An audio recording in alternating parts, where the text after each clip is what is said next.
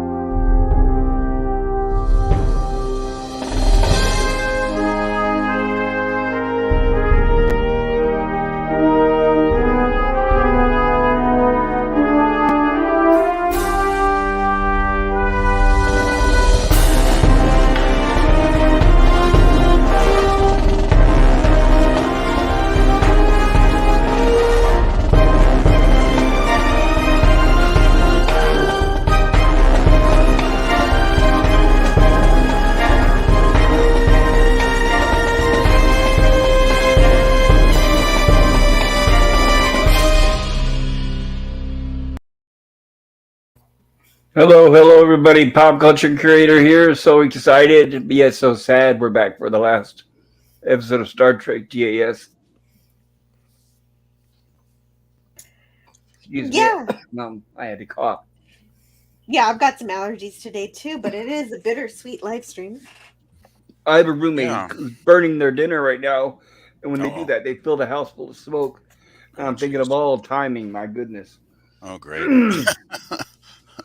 Okay, so yes, I want to thank everybody for being here. As I said, unfortunately, this is our last episode of GAS. They only made 22. And we are on episode 22, the counterclock incident. And I'd like to welcome everybody in the chat. You guys stuck with it through the entire thing, and especially for those that are here tonight and those that will be coming along soon. And if you're watching this on the rerun, I hope you would enjoy these episodes. I hope they have inspired you to go back and watch this series, which is what we're always hoping for. I don't want this. I don't want this stream to replace it. Replace the TAS. I want this to hopefully give you a reason to go back and say, hey, that does sound interesting. I'm going to go back and watch it again. I haven't seen it in a long time. And if you have seen it in a while, or if you have seen it recently, then it never hurts to go back and watch it again. Star Trek TAS is available on streaming, but I recommend if you can get physical copies because streaming is, you'll never own it and they can take it away at any time. It's very unpredictable, especially with Paramount. I wanted to thank everybody in the chat. Looks like we've got a lot of people already here lined up. Thank you, Edge of Time, for being here. Thank you, Nemesis and Admiral Tegan Scogli. Such great friends. It's so good to see you guys again. And especially and most of all, I'd like to welcome my panel, Gorilla's Random Pops. How are you doing tonight, Gorilla? I'm doing okay, but before we get started, though, there's a big elephant in the room that I wanted to address Okay. because a lot of the people in the Phantom Menace there, they went off because this is the only episode that we've seen Commodore April there, and he got 5 minutes of screen time, if that, in this episode. Well, considering the episode's only like 22 minutes, that's not too bad. I thought he had a pretty good, sizable role. Okay, but he's not as. But they brought him back in Strange New Worlds, and they casted an actor who happened to be a different race, and there's all kinds of uproar about it. But that didn't bother me, considering he wasn't really established in this episode very well. Versus like I can see the uproar for the established character like Kirk or Spock, or Bones, but there's a big uproar over a person who in 3 seasons of TOS and 2 seasons of TAS, he got 5 minutes of screen time. There's a big uproar about it. Well, I've noticed the way, that's just a personal opinion. I've noticed the way in Hollywood is, it's not that people are upset on the color of the race swap. It's just we're getting tired of race swapping in general. That's what it is. Yeah. It's just every time things are getting race swapped, people are getting tired of it all. Yeah, but this is just That's something just speaking for myself. But this is just something. It wasn't an established character yet. He's just someone they brought on for one episode. I know, but he was in a lot of the original scripts. They never really included him. So I'm glad they did put him in this last episode. Yeah. But not only that, though, if you're going to race swap, stop pulling from this a very small percentage of the population. That's the problem. If you're going to race swap, there's so many genders and races out there that are Yeah. not being included. Well, that's Everybody's the being thing that excluded these days. That's the problem. But we don't that's want to But get at too least they, political. but I was just saying, at least they did it to a who had very little time on screen that it's versus someone who's the star of the show or whatever. That's what I Right, was saying. and we'll explain that to if there's any. There's probably I'm sure there's people out there who are not familiar with what we're talking about with April, so we will cover that tonight. And Yeah. yeah. I just as, want to Well, just that doesn't bother me because it's an alternate universe and also not Star Trek. So it's Well, fine. and there's also a little bit of a sidebar on Robert April is that even after the animated series in the Star Trek Encyclopedia, there's a picture of Robert April, and it's a Photoshop of Gene Roddenberry in a Pike era, like original series Pike era uniform, and they say this is Robert April. So they've changed the appearance of Robert April, I guess, twice after the animated series. I just want to interject that Oh yeah, that's I a think cool picture. I think Yeah, it's it is. just people are getting tired of race swapping in general. It's like female characters that, have to be Mary Sue's all the time, for the most part it seems. It's just like people are just tired of this stuff being done over and over and over. Like every new show it seems they're doing it now. So I well, don't we really could have all, a problem with it if it was occasionally done, but yeah. or if they represent everybody. There's a lot of races that are being excluded. Is the problem? Well, I'm a yeah. Native American, and I don't see any of us being included. Hey, you I just Yeah. don't got see the Walking Bear. I don't see the Latinos being included. But Yeah. Scotty, how are you doing tonight? I'm doing very well, man. Thank you so much for like. I know that this seems a little bittersweet for you, but I'm having such a blast, sort of filling in my gaps of Star Trek, and this has been a huge one. I haven't been able to go through it, and so while it is, somewhat melancholy that there isn't any more of it, I'm glad that I collected them all. Yeah, Yeah, well, Like it's it's there are, nice definitely that you worth it. We enjoyed I've were, them. seen the whole thing. It's great. It's nice that you enjoyed yeah, them, Scott. That's cool. Yeah. yeah. I think we were very lucky and very blessed to get them in the first place. It could have easily not happened, and I think it was because of the conventions we got this, the TAS, and also why we ended up getting the reboot, or I guess the continuation with the motion picture. So we can thank the fans and the conventions. I think it's our love for Star Trek and the people that came before us, like B. Joe Trimble and many others, that if it wasn't for them and their voices and their effort and their diligence, we wouldn't even be having any of this. Well, And Yeah. I'll always appreciate that. yeah, that's all very true. Yeah. Also, it's like as much as people seem to, put down the third season, having that third season that the fans basically, got made by their protesting, Right. It was canceled after the second getting season, canceled. right? Yeah. And if it hadn't been for those extra, 25 episodes, 26 episodes, whatever the season three is, it might have never gone into syndication, and we might not even be talking about it now. So, So true. Yeah, you that's know, very true. Jill, how are you doing tonight? It's so good to see you. Great to see you too. I'm doing wonderful. Even though this is our last animated series, I wish there were more, but we'll enjoy this one. Thank you. Well, it's great Okay. to see you, Jill. Yeah, and I do have some allergies, so if I sound a bit congested, it's because I am. You're absolutely fine. And if I sound like my throat's a little raspy because I'm trying not to cough from the smoke in the house, but I will mute the best I can whenever I feel the urge.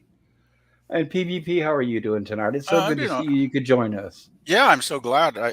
Well, I mean, I only ended up working a half day today, so I managed to get out an hour or two earlier than I usually would have. So that was great because I was really, excited when I realized that I could actually be here for the final, animated episode and actually, be here from the beginning instead of, coming in towards the end, or sometimes I miss it completely if you guys, are only on for like 80 minutes or whatever. So Well, yeah, it's nice to be here. your voice and your opinion is highly welcome. So I'm glad you Oh, made it. oh, thank you, Pop. And we already have some great guests here in the chat. Looks like Edge of Time says hello. Hello. I Edge. Scotty says ahoy at Edge of Time. Nemzivian says, hail everyone. Hope you're all doing amazing tonight. Great to see you, Nemesis. And I'm all up in arms about the horror stream tomorrow. The thing is that I've got a lot. I've got to go pick up a car rental tomorrow, and it's scheduled at noon my time. I try to change the schedule and I couldn't. So I don't know if I'm going to be able to do the evening stream. I don't think so. That's why, if you're wondering why I didn't put the poll up, that I probably won't be able to make it. I'm going to be really busy here coming up soon. And I apologize for all of you guys because I know we all have fun doing it, but I'm going to do my best to continue it. It's just that it doesn't look like I will be able to tomorrow. So my apologies first and foremost. Admiral Teague says, "Hail all." Skogly says, Teague, "Cheers, team." Resolute Scogly, Germ says, "Hello all." Yeah, good to see you, Skogly, Admiral Teague. And Resolute Germ, Germ, good to see you, Germ. Cam Cam Cam. Cam, good to see you, Cam Cam. Cam Cam says, Oh, hey, Cam Cam. Yeah, we got a lot "Yeah, of good people in the chat tonight. I know, and I'm so happy you guys are here with us to celebrate the last episode." Skogly says, "Hey Cam," and Cam Cam says, "Greets everybody, pop panel and chat."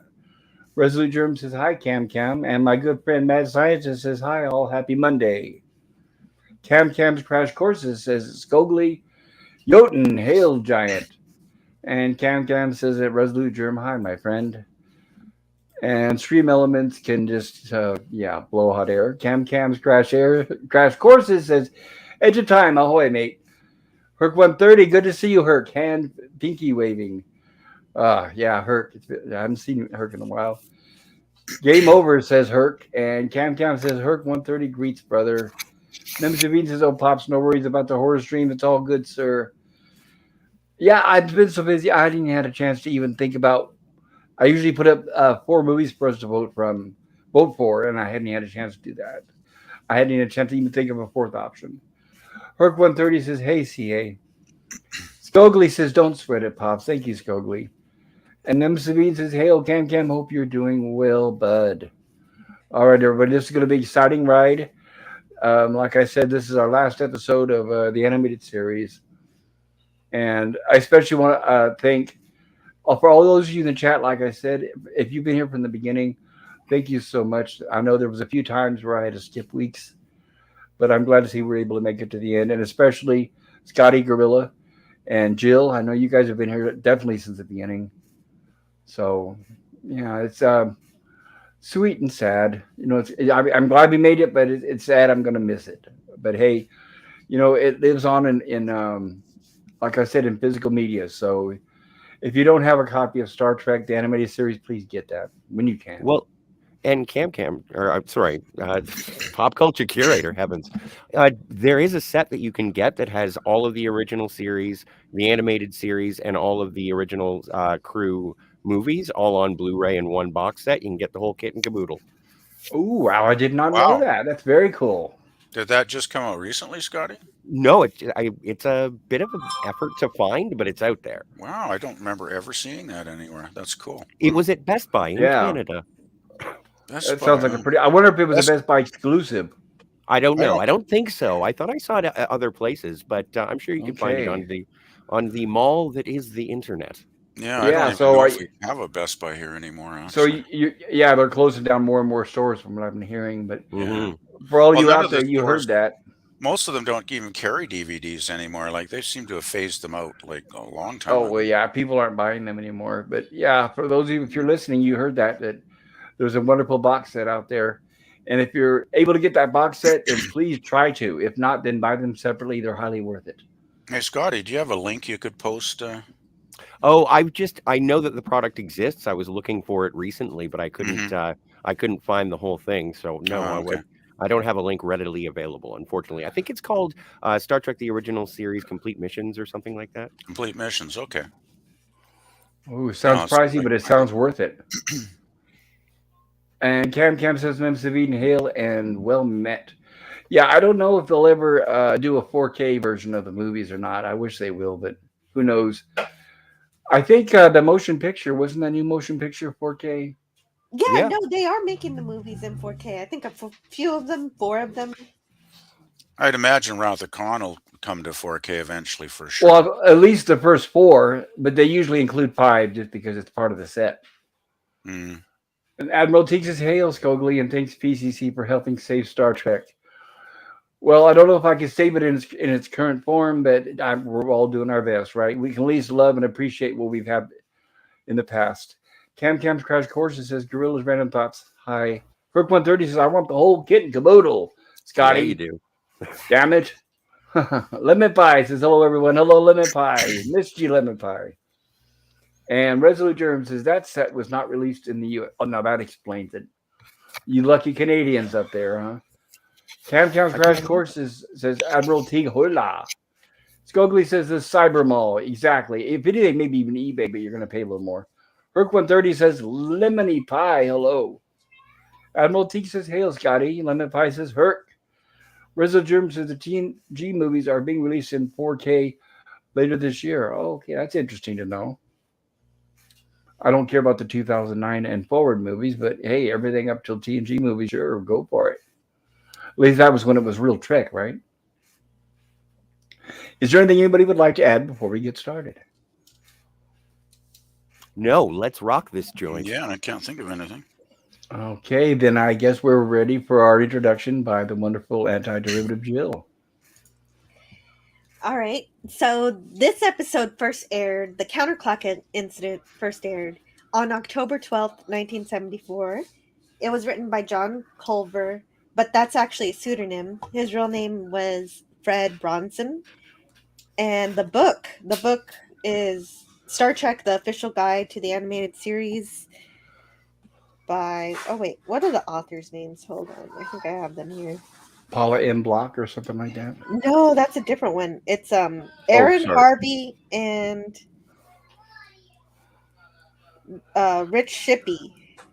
By the way, John Culver, everybody, it's a pseudonym, but not because he was embarrassed. You know how usually in Hollywood we hear that someone doesn't like their work and they don't want their name on the material. It's not for that reason. It's just that he was a producer, and they would not allow a producer to also be a writer at the same time. So that's the only reason why he went by John Culver. I just want to clear. Yes, and that book says Fred sorry. Bronson says, well, that's okay.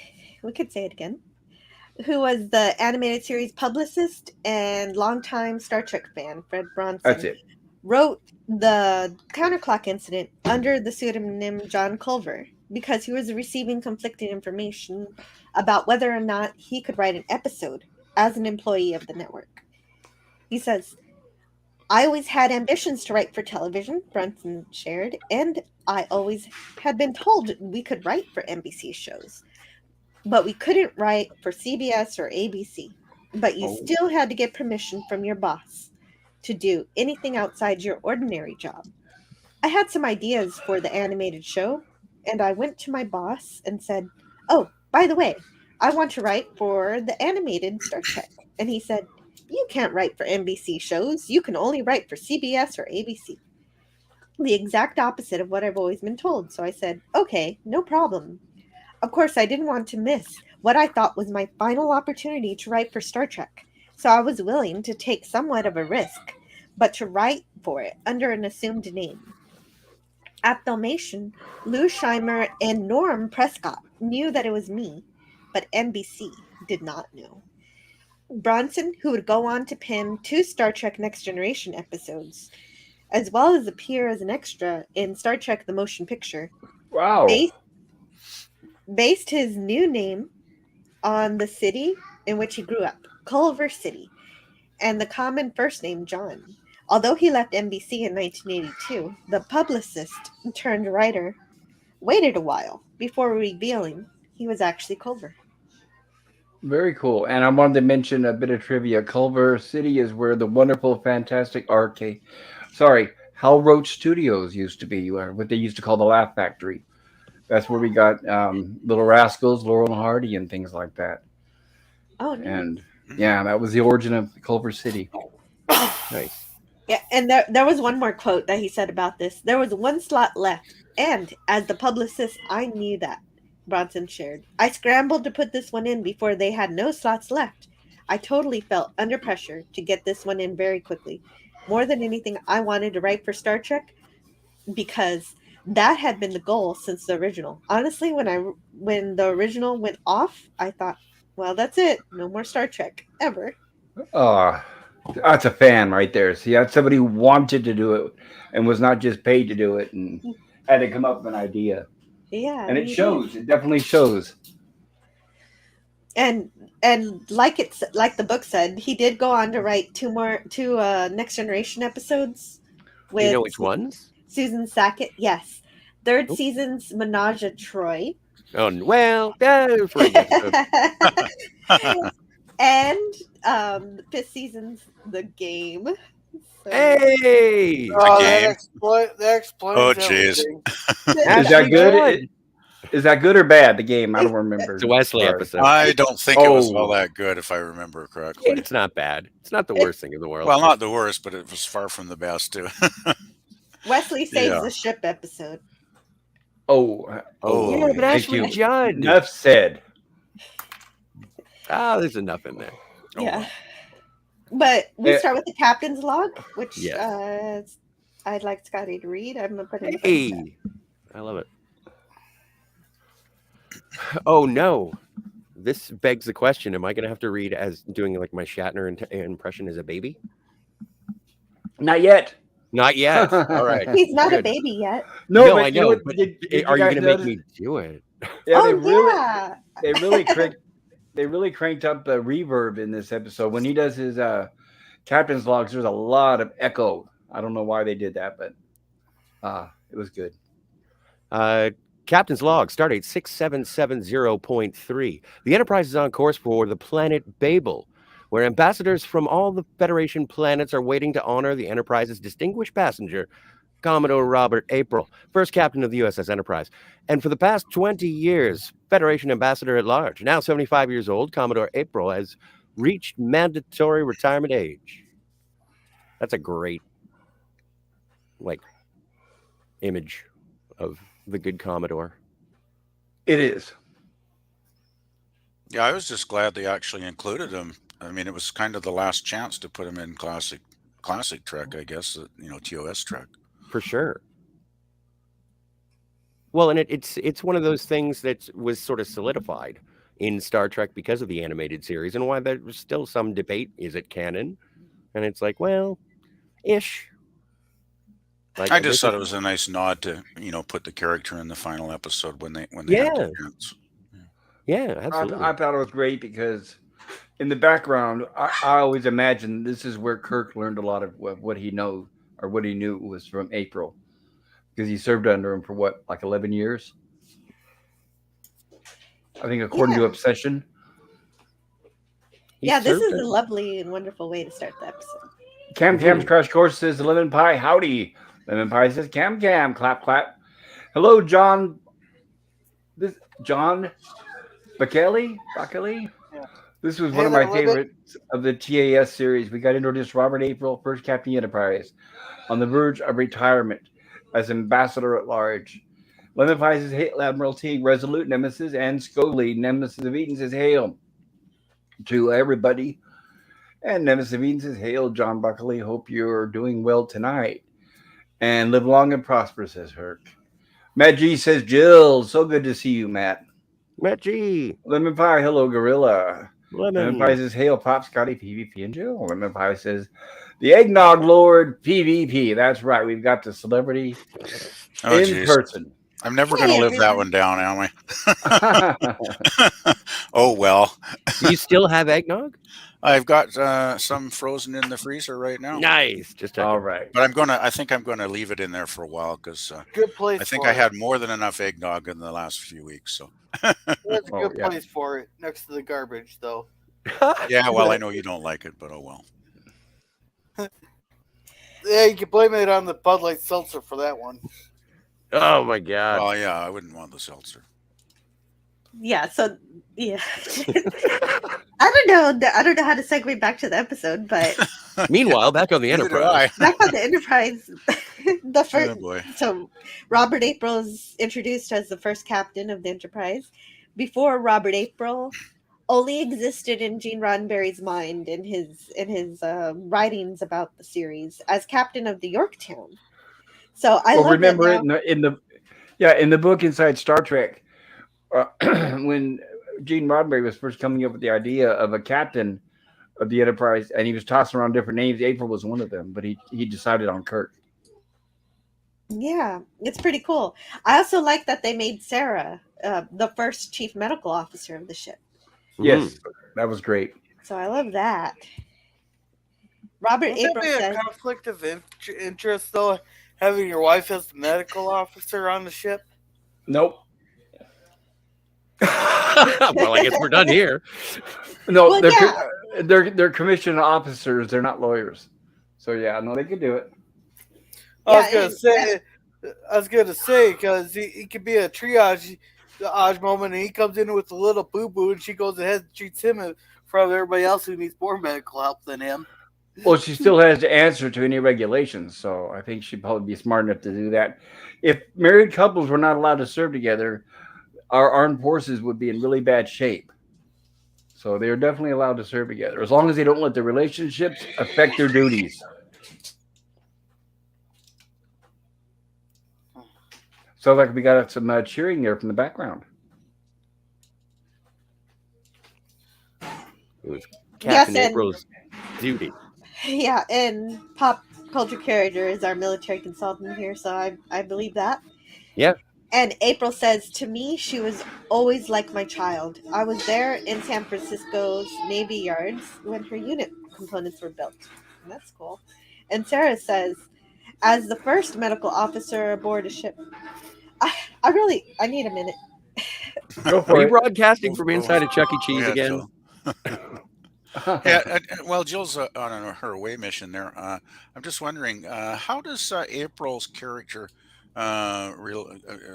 captain wise, relate to? Because he was a captain with Kirk serving, right?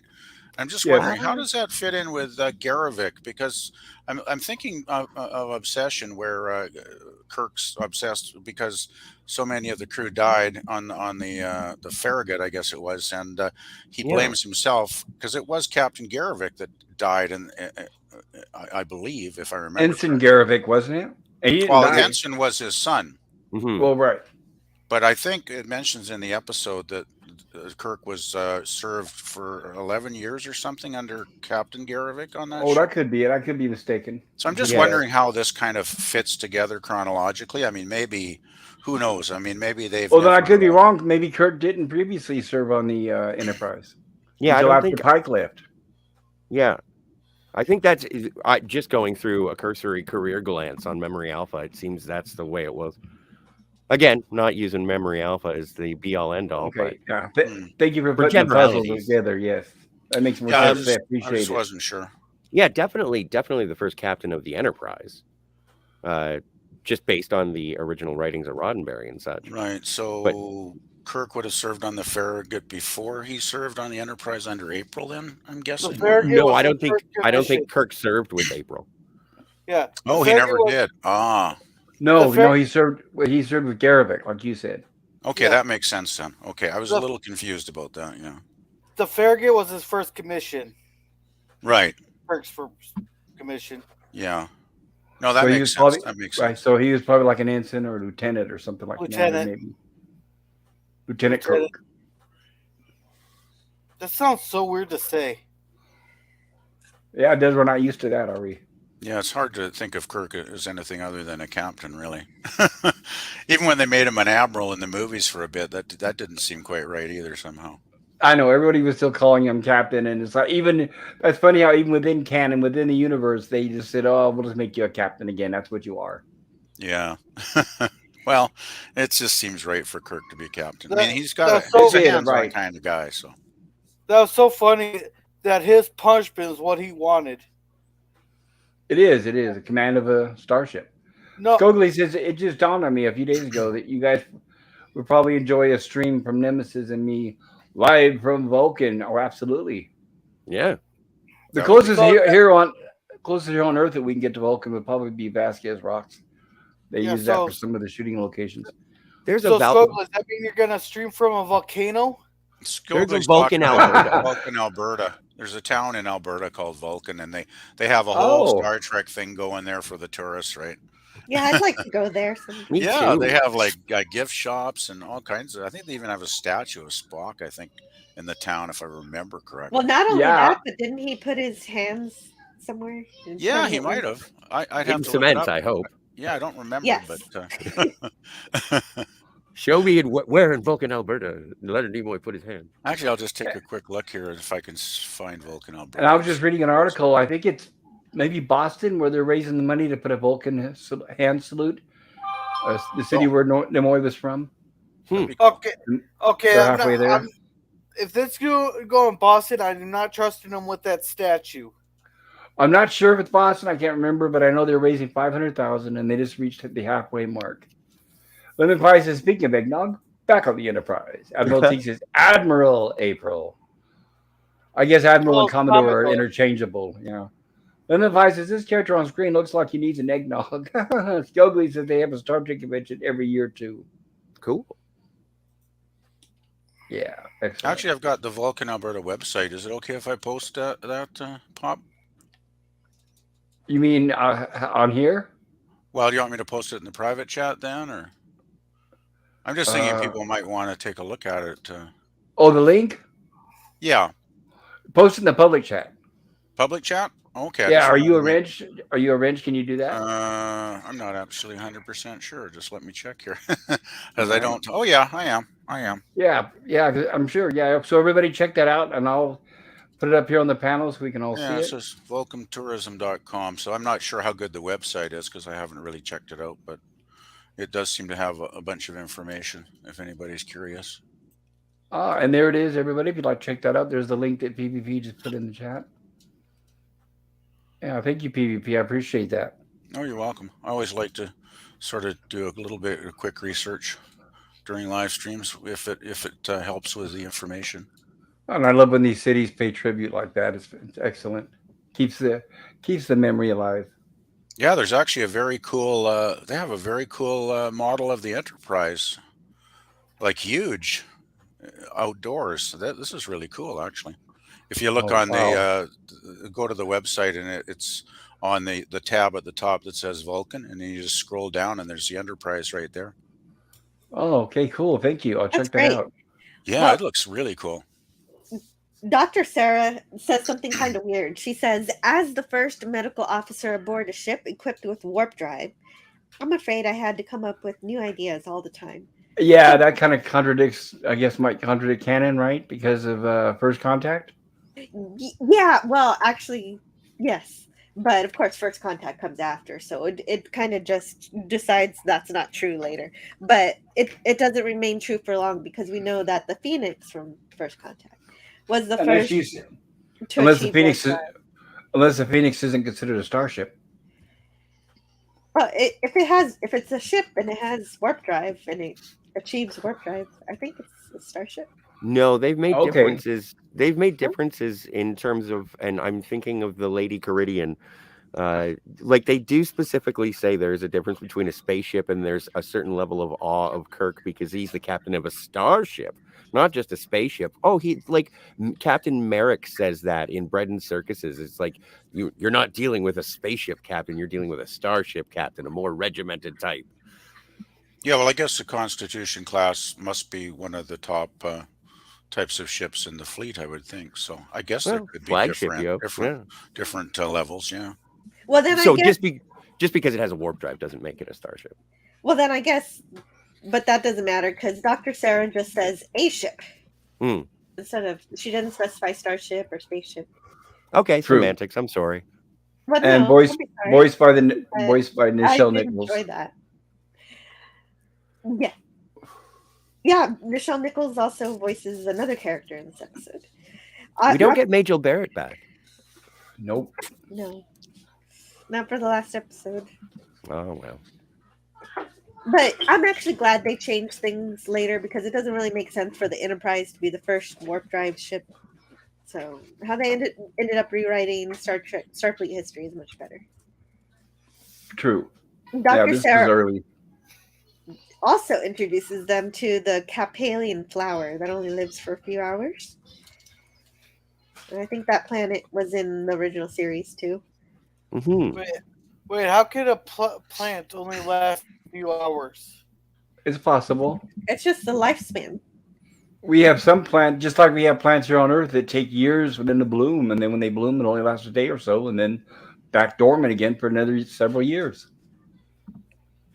And it's also used as a plot device. And a plot device. Yeah, well, I guess Conveniently, very convenient, right? that works then.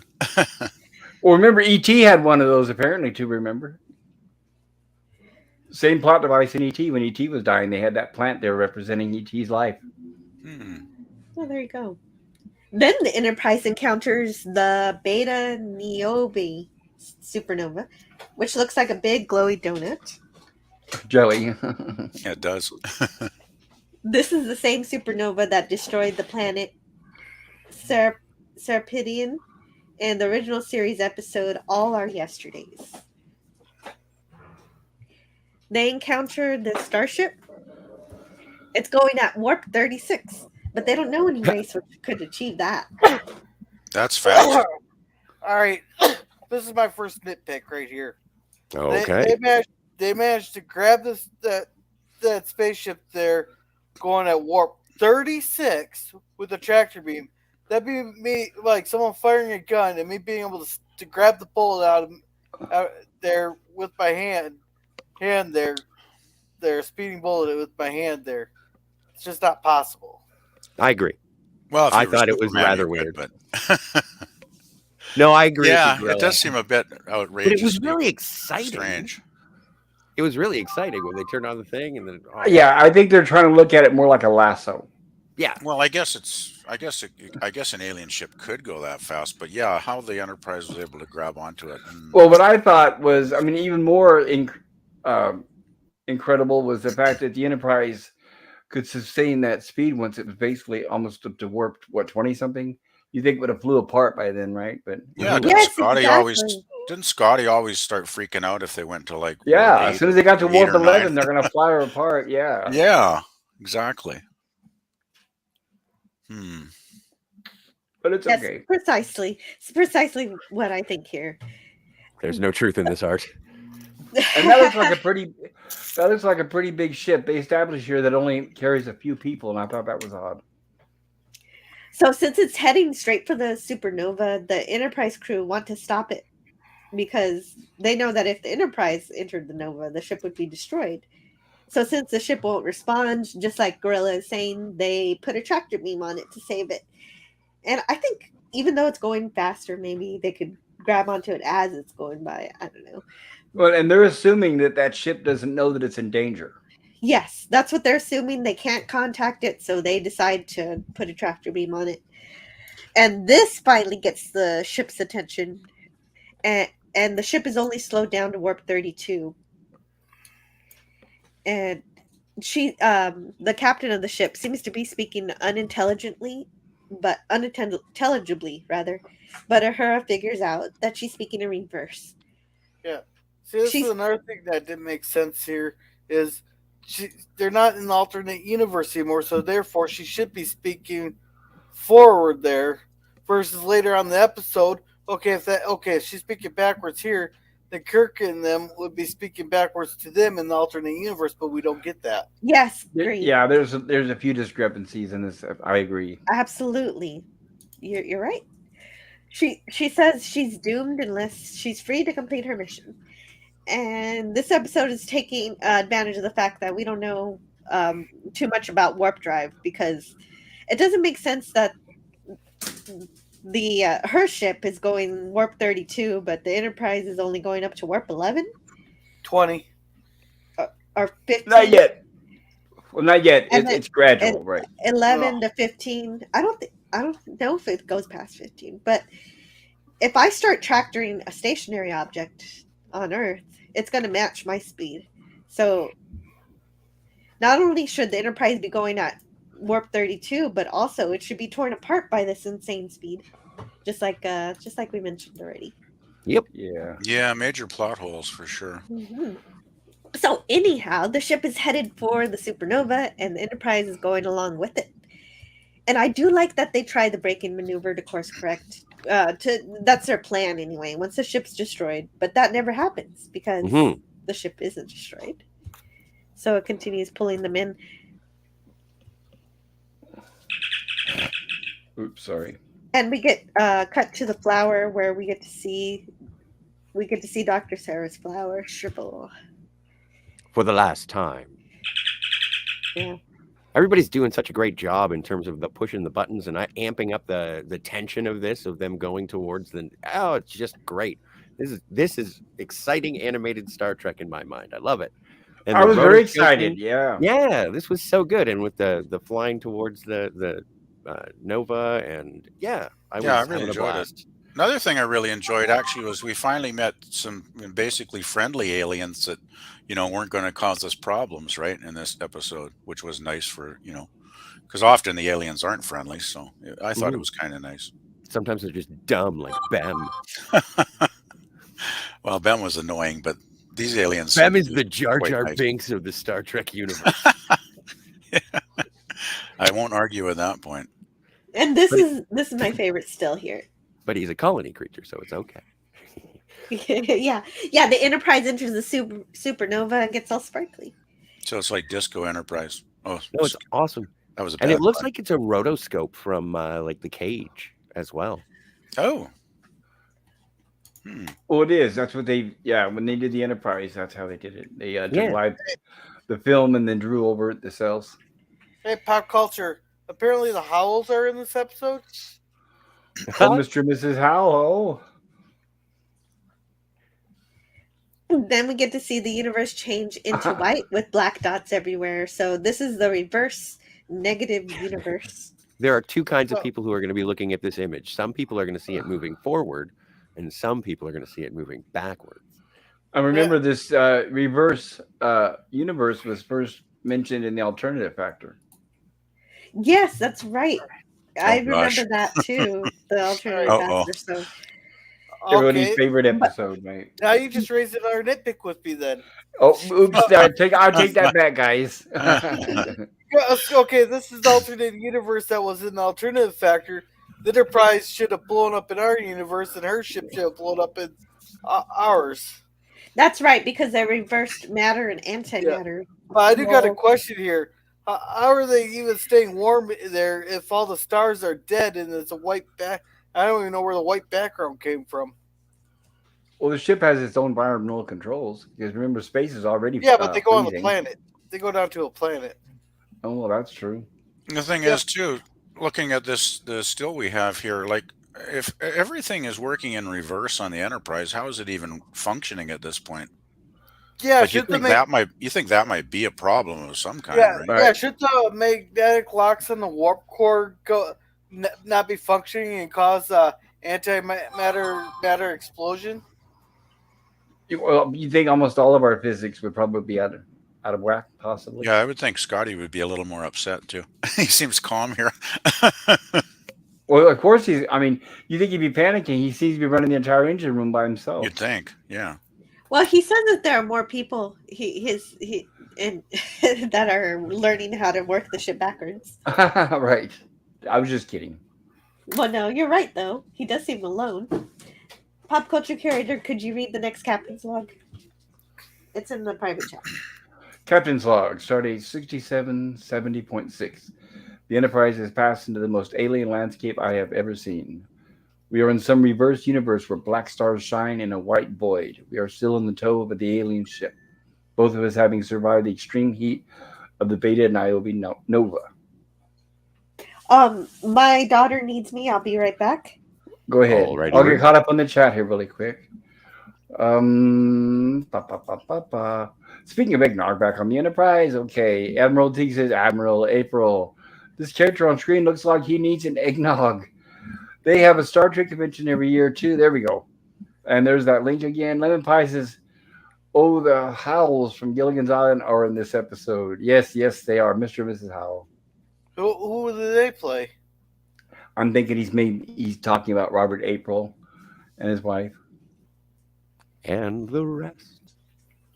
Right. Unfortunately, they were not voiced by Jim Backus and Natalie Schaefer. That would have been a nice touch if they would have. See, the best is yet to come, though, Gorilla. Come on. When we get to Star Trek babies, it's going to be amazing. Get to what? Star Yeah. Trek babies, they're making dreams come true. It's the same as Muppet Babies. The Muppet Babies ripped off Star Trek. How I'm much so have we had to happy. smoke today? There, All of it. All of it. Scotty. Yeah, it's a good thing they didn't get to the point where they had to change their diapers. Welcome, Captain Finity. So good to see you, Captain. Thank you for joining us. Hey, Captain. Hey, Captain. You can put, If Captain may be working on his mic. If so, Captain, we are very patient. You can join us when you're ready. Ooh, from the pole she grows.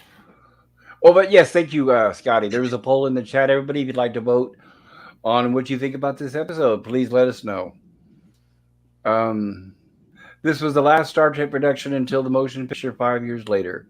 This is the longest period of time in which the franchise lay dormant at the time. This is also the last episode of the Star Trek franchise to feature scenes set in the 23rd century until Deep Space Nine Trials and Tribulations. Um, the movies still take place in the 23rd century. That's what I thought. Yeah, because 24th century isn't until we get to TNG, right? Right. So what I'm reading is false. Incorrect. Misinformation. No, I think that the weird thing, and just to make the years in Star Trek match up, I think it's like 2286 is when Star Trek 4 happens. Like they actually lined up the years so that it'd work in the Yeah, because that 23rd was century. 15. Right, the numbers were 15 years after they dealt with Spacey. Exactly. Robert April's Starfleet dress uniform was based on similar costumes used in the original series Court Martial. So that's where they got the inspiration for the way he's dressed, which makes sense because that's the way Malachi Throne's character was dressed.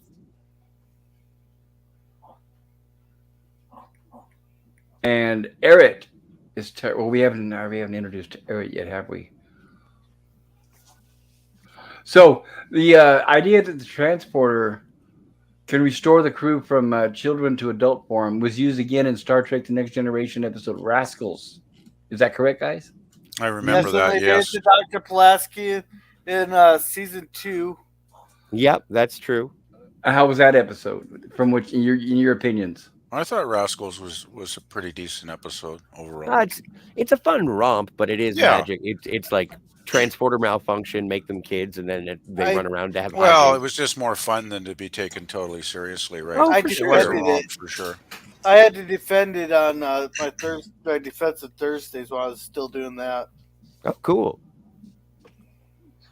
No, it's a fun one, but the second Huh? season one with Right. Pulaski. Hey, Jill, Oh, hey, Captain Finity's on the panel. Hello.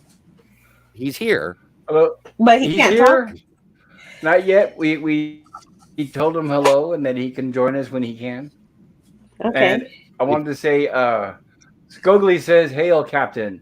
Edge of Time says, "Counterclock World" is a 1967 science fiction novel by American author Philip K. Dick. It was expanded from his short story, "Your Appointment Will Be Yesterday." And Yeah, I'd Matt love T to says, "Very read much that. love." I want to read that story. Because this is actually a really neat idea. I like the idea of a backwards universe, a negative universe, where things could be done to them. I mean, it could have been done really well because the concept is pretty neat. One thing we know that makes sense. I mean, I guess it kind of I guess you guys demonstrated how it kind of wouldn't make sense that the controls on the ship would be backwards, but we also see that Possibly, time yeah. works in the reverse as well. As the first indication of this is the reblooming of the flower. So the flower has gone backwards and it ages all the way back to a seed.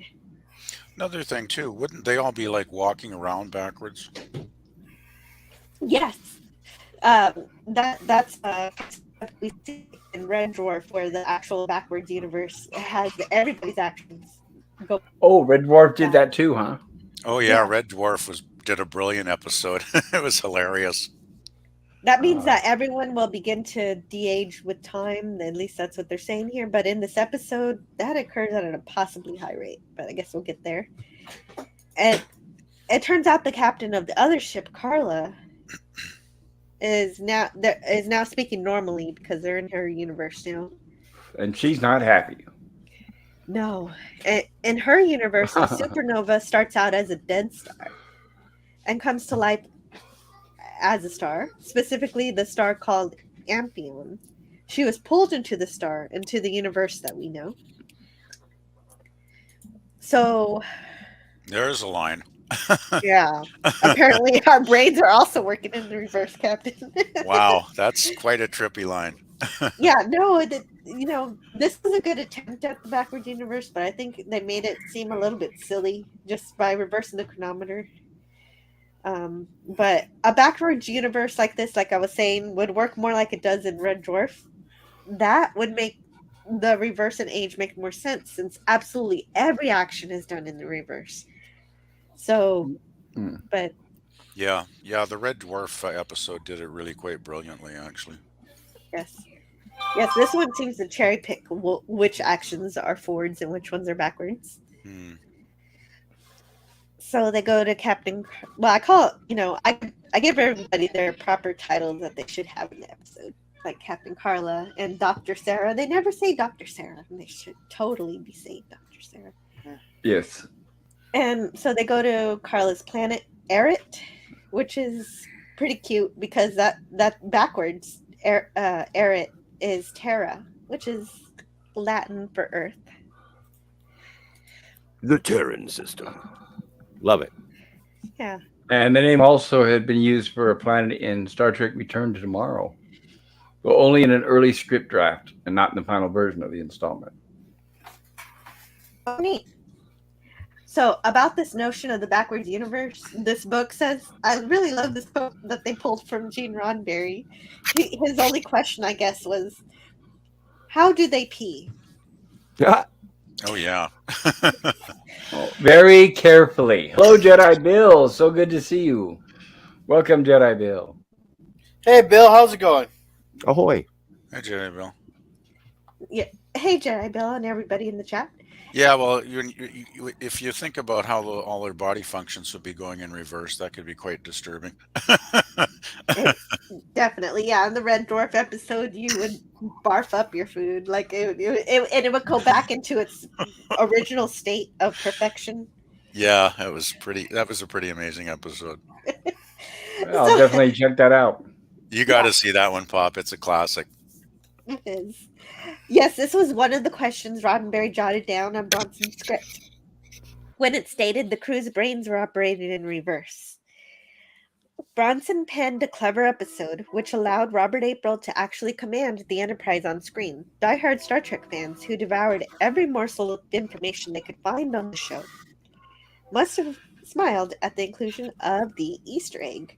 The reverse universe also saw the Enterprise crew regress in age, so the actors used higher voices when recording their lines to sound younger, except for Leonard Nimoy. Except for Leonard Nimoy, right? Yeah, because he ages more slowly than the humans. So here Spock says it's logical that we must reproduce the conditions that brought us here. Two novas must occupy the same space in both universes in order to create a gateway for us to travel through. One star dying in our universe and one being born here would recreate the correct conditions.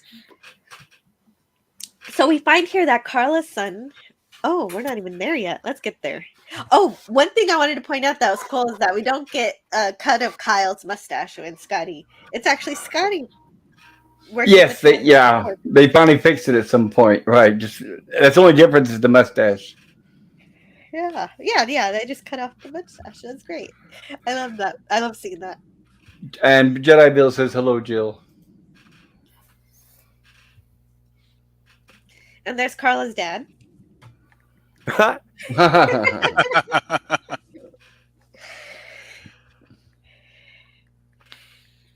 See, this is another thing I had an issue with here.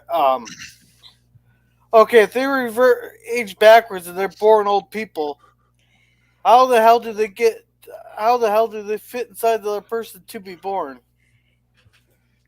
Exactly. That's exactly the main issue with the way that this backwards universe is presented, because some aspects are backwards and some aren't. So unless every aspect of the universe is backwards, none of it really makes sense. Kind of like Benjamin Button, though? Yeah, it just reminds me of that. Yeah. Same kind of concept, I guess. Yes. But another disturbing thing is like wouldn't they start off dead and then come back to life and be old and then go through the whole reverse process? Like it when you think about it, it really doesn't make a whole lot of sense. I just think of Benjamin Button. It's whimsical. I guess. Herc says, "Hey Matt, G, kick back and listening with a nice Armagnac brandy and cigar. Nothing but the best for this last show." Yes, you're right, Herc 130. Hmm. And Lemon Pie says, "Hi, Jedi Bill." And Herc Cheers, says, "Either Herc. way, they are diapers to diapers." Yes. Well, PvP brings up a good point because the supernovae starts off as a dead, a dead star turning into a star. The explosion, it goes from the explosion being dead to being a star. So yeah, maybe life starts at the graveyard. Yeah, it's kind of a creepy thought, but I guess it's one. We have one of these episodes, I guess, where it's best not to But overthink it. I we suppose. find here, yes, of course, that Carl's son is an old man because people age in reverse. But yeah, exactly like Gorilla said. I thought, hey, how does that work? And so it would never be that you have a 80-year-old man in your womb.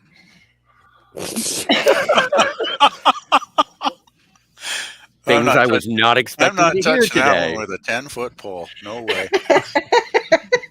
This is where it would make more sense. Tell me about Oh the my. 80-year-old Oh, man in your jeez. womb.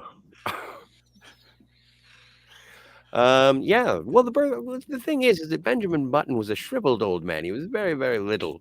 So I don't know. The thing Hey. is that when they pass on, does that mean that they become reabsorbed to Yeah. someone else? Yeah, here's your question. Here's another question. What happens when they hit the age of 0? Well, do they Um, turn back into an embryo or something? they become a Yeah. gleam in the father's eye. I I mean, don't yeah, even want to think that about the reverse process to so that. yeah, exactly. Because We've this already would make covered more it. sense. This would make we did with the red dwarf backwards world. The Mm, old Yeah. man in this mm. universe, The old man in the like you said, womb. It's going to be the name of my no, first rock album. no PvP. Like PvP said, he would start off the dead and come back to life Yeah. They backwards, basically go down to and then the graveyard and dig them up. Happy birthday. Right. he did. Right. Where did the dead body come from? Right. It just appeared out of nowhere. Yeah, It yeah. grew out of the And- Or they ground. Or they conceive a dead body. I don't know. Yes. No, Oh my It, God. No, Pop, no. it already existed. It just popped up out of nowhere, and it goes through all of actions in reverse, and eventually becomes a child, and then the baby, and then the mother has labor backwards. Yeah, Oh, it's like- just it's oh. bizarre beyond. Oh, what a concept. That is. Oh, Yeah, yeah. now we're officially demonetized. All right. Cam Where- says to Matt G, bacon. This is too funny. Somehow Why is it's related to why- bacon. Why is everyone afraid of women's functions? I know. In reverse. Nothing wrong with natural. Well, it's the love. size of an 80-year-old man. That's the problem, I guess. It's Well, part no, of Yeah, that was it's the part line of that the- kind of threw me off. Is part of the birthing process when you become a younger person is that you actually have to return the lactate. Like you actually provide the sustenance through breastfeeding, but in reverse. yes, exactly. The Oh, The jeez. babies themselves make milk the goes milk, back in. and it goes Oh, back brother. into the mother, which gives them the strength for the reverse birthing cycle. That's how it would work in the red. That's Dwarf how it would episode. work. Yes. Everything should be crazy backwards like that. This episode is so selective with its rules that it doesn't make any sense. But here, her father has reversed an age to baby. Carl shows them a map of their universe. Jeez. Yeah. This is her son, right? Yeah, that's her son. So, but it makes sense that he has a map of their universe, just not that he has one of our universe. So maybe Spock keeps the star map of the galaxy on his tricorder, which is right now working backwards. So they use the star map to determine that the two universes occupy the same space in different dimensions. And if they can find two supernovae in both dimensions, they can use them to get home because that's how they got here. they decide to get home the way they left, which is to have the ship, Carla's ship, pull the Enterprise using the Enterprise's tractor beam. Hey, wait. Would that be if they're using the Enterprise's tractor beam to pull a ship? How's it they're gonna get up to the speed that they need? No, the Carla 5's ship is going to be going at the 32 warp 32, and the Enterprise is just going to go back with the tractor beam to sort of water ski on it. Yes. Wouldn't the tractor beam be operating in reverse too, though? It would be more like a repulsion beam. That's a good point. That is a good point. I'm too sober for this. Mm-hmm. The more I think about this episode, the less sense it makes. Oh yeah, it sure doesn't. In Star Trek, Oh, have boy. they ever used the tractor beam to push things away? Oh, I yeah. think they did. Yeah, I think they Wesley did it occasionally.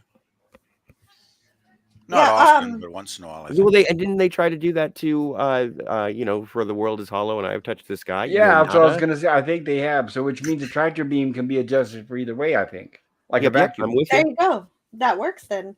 Okay. Okay. Yeah, one problem solved. So, Gorilla's random thoughts. Could you read this captain's log? Could you go to the private chat?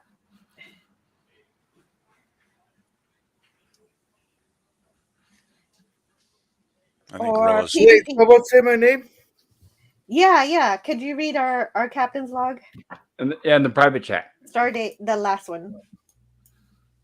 Or if you don't want to, yeah. Okay. All right. Captain's log. Stardate 6770.1 point. Time continues to flow backwards for us. We have set a course for a dead star in this antimatter universe that corresponds with the Nova Minera in our dot. We're being pulled by Carla 5's unmanned vessel, which is equipped with enough positive matter armament to ignite the Death Star into life. Wow, that just confirmed what we were saying at the beginning of the universe, the beginning of the episode, that this has something to do with the alternative factor, and that's not cool. If Carla's ship is fueled by positive matter instead of the opposite of antimatter, then yeah, coming into this universe should have destroyed everybody. All right. Sorry, I had to pull up my prescription shot glass, get a couple shots to tell you what I think of this episode. There you go. Soften the blow. Yeah, I got it. Yeah. There, I'll. But it is. Oh my goodness. Show my stars. Uh-oh. Here, I'll show you my shot glass here if I can. Oh. I can't. Wow, I see it. Oh wow! Hey, that is a size shot glass. Yeah. Apparently, my prescription's very inebriated. My doctor's Dr. Harold Feelgood, and repeat until intoxicated. And the quantity is amazing in stomach. Refills, sure. Expires Monday morning. Oh. Now hold it up. Oh, there it is. Oh, that's a good one. Nice. I had not seen that before. Yeah, this episode doesn't deserve my bikini shot glass. Okay. So, but even though we do have problems with the backwards universe itself, I do like how Carla sacrifices her ship to help the Enterprise get home, because a little cooperation between the universes is sweet. At least she's not like that guy in the alternative factory who just wanted to fight everybody. So crazy Lazarus. You want Kirk there hitting on you every hour trying to get some for the rest of your life? Okay, he's saying she has an ulterior motive to getting them back to their universe. Yep. So, but then what we've all been waiting for compounds that issue, because for some reason in just 18 minutes the whole crew is going to become children. Yeah, I got a question here. So how fast is this age in reverse? Know that they're reversing by years in the matter of damn minutes. But yet that flower that only stays alive for a couple minutes at a time, or only stays alive for a couple minutes, apparently that's flourishing, Yeah, even it though absolutely technically it makes no should be dead. sense. Yes. Well, Well, and yeah, it plus should be gone. Carla, right? And Carla should have been much younger when she was going back. You would think, right? Yeah. And how's Commodore April and his wife? How are they aging slower than the rest of the crew? It seems like Well, they're they're just older. they're de aging. It seems slower than the rest of the crew. It seems Well, like. remember he's 75, so I'm guessing she's around that age, and we're guessing the crew is around in their 30s since McCoy's not here. He's in his 40s. Yeah. Okay. Here's another question then. It Uh, seems like they aged down like a good 30 years or so. And that. So what happens to the crew members that were under the age of 30?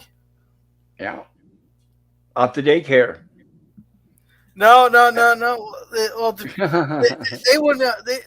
Would they be like would they like revert back into embryos, but outside yes, the mother's womb or what? yes. Possible. Yes, Herc they had 130 to put jars on the transporter. jars. Herc 130 Oh says, boy. wouldn't you have to plant them to have them be born? Overthinking this is fun. And Cam says, Jedi Bill, hail Bill, well met, brothers. Sorry, been a minute. Shite going on. Cheers. Edge of Time says, unmasking. No, unsmoking butts, another high strangeness. Cam says, Captain High Affinity, High Cap, sorry, it's been a minute. Lots of going on with the family. Hope you are well, my friend. Cheers. Skogly says, yeah, you just have to reverse the polarity of the tractor beam. And Cam says, I'm going to have to go. Have fun, everyone. Love you, kids. Take care, Cam. Thank you for stopping Aloha. by and joining us. That count. And Time says, see ya, Cams. Okay, caught up. Yay. My Cam. Thank you, Jill. So yeah, I agree completely. The flower, once it turned into a seed, would have also de-aged back into non-existence. So they don't explain exactly how this de-aging happens so quickly. But there is a website who asked the author who got an answer from the author of the episode.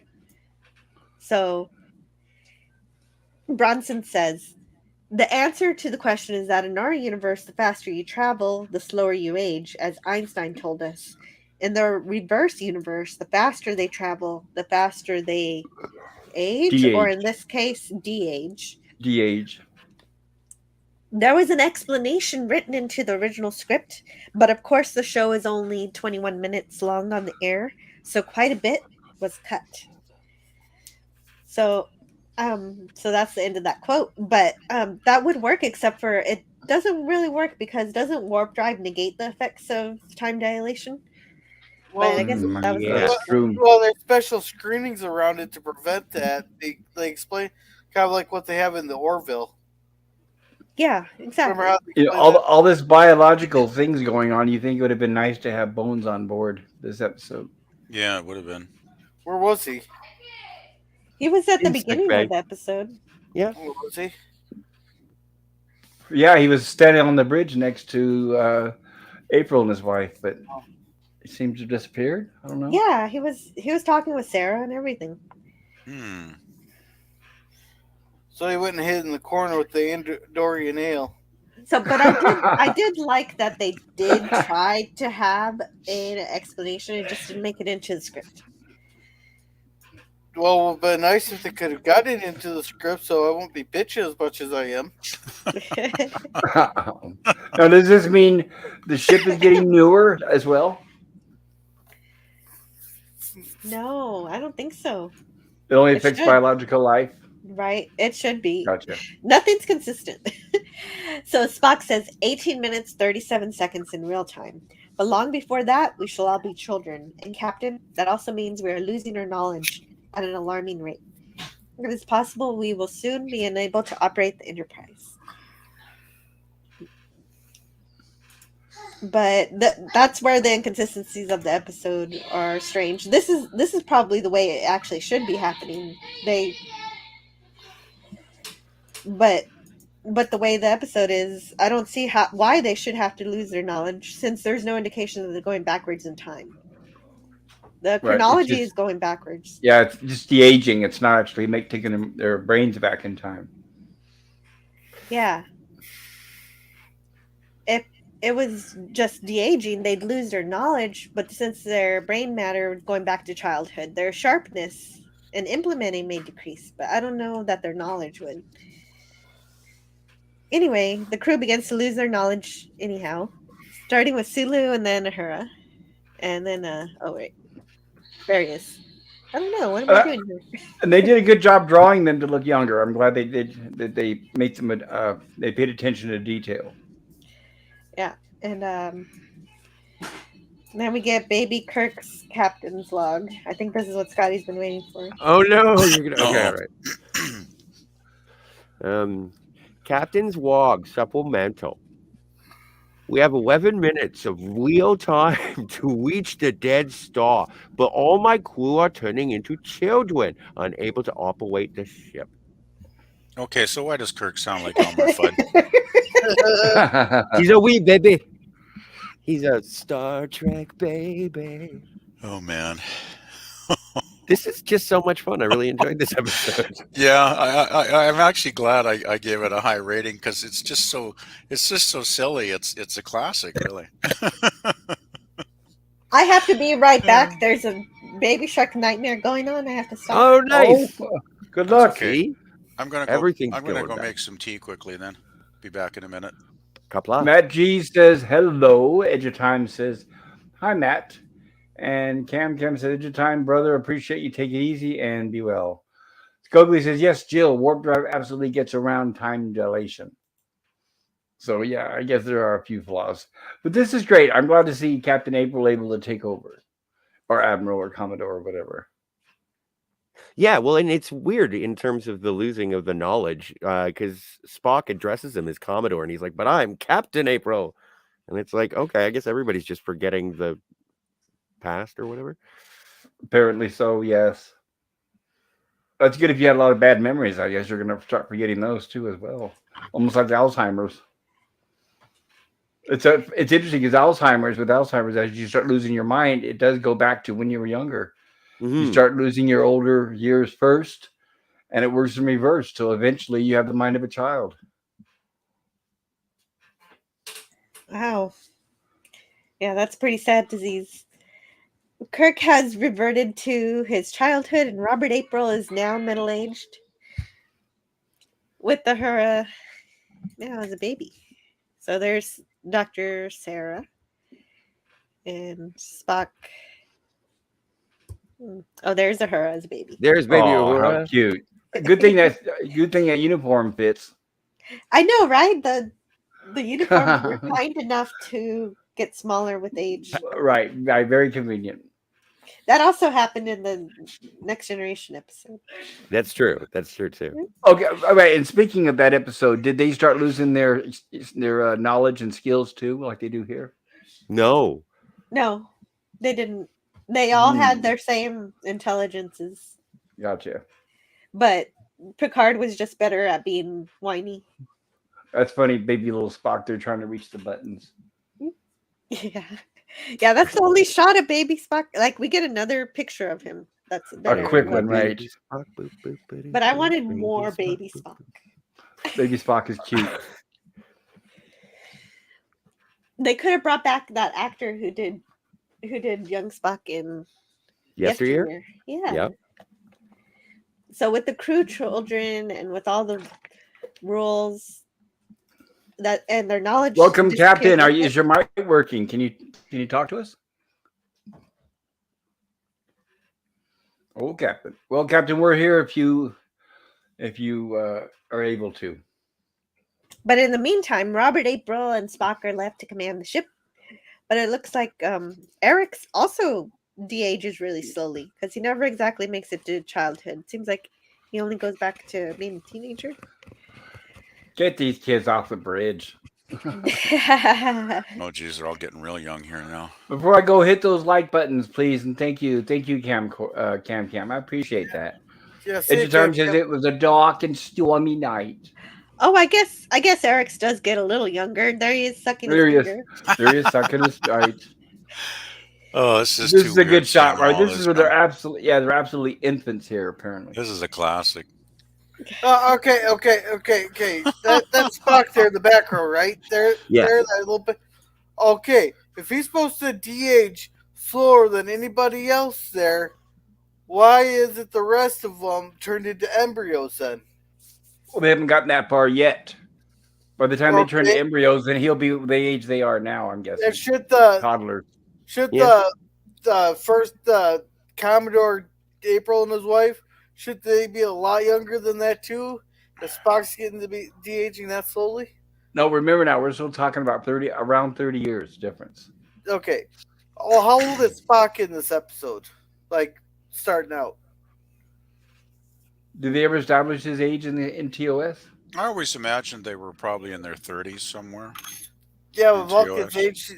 differently. What about Spock? Did they ever? I don't know if they ever said Spock's age. Well, Did if they? Spock ages at a slower rate, then he would de-age at a slower rate. But Right. then we're in an alternate universe, so shouldn't he de-age at a faster rate, perhaps? Well, my question is, was Spock in his 30s? I don't know if they ever established in TOS how old he I was. don't Did they? think they ever did actually, Pop. But I always Okay. imagined them to be like in their early 30s, mid Yeah, 30s. me too. Well, because the actors were too. Okay, That kind of helped. someone wants to do the math on this. In the deadly years, there he was 35 years old because he's 3 years older than Kirk. Okay, gotcha. So it still goes back to my point there. Just say it. Just say it. Gotcha. Which means now, the good doctor there, she's probably in about her 30s, 40s, 30s. I'd guess somewhere in her maybe late 30s, Mm-hmm. mid 30s, something like that. I don't know. But yeah, that would kind of make sense, I guess, because they were in their 70s when it started de-aging. So Yeah, well, they were in their 70s. So we're guessing about 30, between 30 and 40 years have passed as far as their ages are concerned.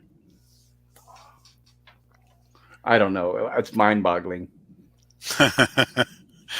yeah, mind-boggling is a nice way to describe this I episode. know, right? It doesn't all piece together, but I'm willing Uh, to forgive it. Scogli says Spock was officially 35 years old at the start of TOS. Thank you, Scogli. that sounds about right. Yeah, I don't Yeah. think they actually. I don't think they actually said any of their ages. I think it's just we're assuming by the actors' ages. I'm guessing. Well, the Well, thing we're is going too. by the deadly years there is mentioned in canon. Well, the thing is too Gotcha. What when you season was like the deadly years? 2. Yeah, I think it was Season 2. 2. So this would make Spock 38 then, or somewhere around then. the thing is how Cool. how many years had Kirk been captain of the Enterprise when TOS began? Does anybody know that one? He just taken command. Yeah, I think so. Okay, because they do mention an obsession that he served 11 years on the Farragut before taking over, as captain of the Enterprise. So that would give us some indication of his age He took over the as well. Enterprise when he was about 31. So you take 4 years in the academy, depending on did he start at 16 or 18 there. Hmm. I guess he started at 16 there. Then he spent 2 Yeah. years, as an ensign. Then he got promoted to a lieutenant that served on the Farragut, and maybe got promoted to a commander. Then he got promoted to a no, he got promoted to a commander. I think he served on a different ship. I can't remember what it was. Then he took captain of the of the Enterprise. Yeah, that sounds about right, actually.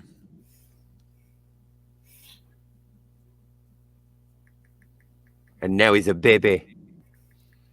Yeah, it's just so weird seeing them all like this. No, it's goofy. It's fun. Like if I were to Oh, it's introduce, great. That's one reason I gave it a high rating because I had such a good time watching it in spite of how goofy it is. I mean, that actually kind of made the episode. It was so goofy. yeah. Well, it was It's just so fun. exciting and whimsical. Yeah. I enjoyed it. Just as like, if I were to recommend the animated series to anybody who hasn't gotten into it, I'd say Yesteryear or this. Scogli says that he lived to 203. Edge of Time says Bizarro World from Superman runs into a similar class of problems, not to mention the monsters. That is true. I always wanted to see Bizarro in the Superman movies. It's too bad they cut it out of 4. They actually shot an entire sequence with him for Superman 4, and they cut it out. Really? Wow. Yeah, but it's pretty bad. You can see it on Yeah. YouTube. Oh, really? So they did save it then? Okay. Well, the cutting as far as yeah, right, but the copy's not in perfect shape. But there's a scene with Bizarro and Superman fighting, and it looks kind of bad. Yeah, maybe that's why So they I cut could, it then. yeah, you'll as soon as you see it, you'll say, yeah, I can understand where the studio trashed it. But unfortunately, it was a very expensive scene. You could tell there were a lot of effects in it and everything. Oh, jeez. But that's why we got the son of Jor-El instead.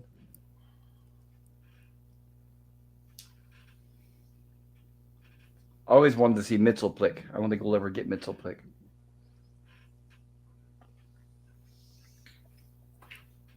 Uh, And Captain had to drop out again. I'm hoping he can join us. He's probably working trying to get his problems resolved. Yeah, his internet seems to be giving him a lot of grief lately. Man.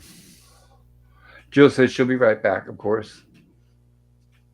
Actually, I'm going to be right back in a minute too. I'm just going to, my kettle's probably boiled by now. Go for it. Kettle. I haven't heard that in a while. If you were to introduce the animated series, which one would you like? What are there any specific episodes that you would point people towards? yeah. Oh, I found it. Kirk served on the Republic also. Yeah. So, Did it say what his rank was then?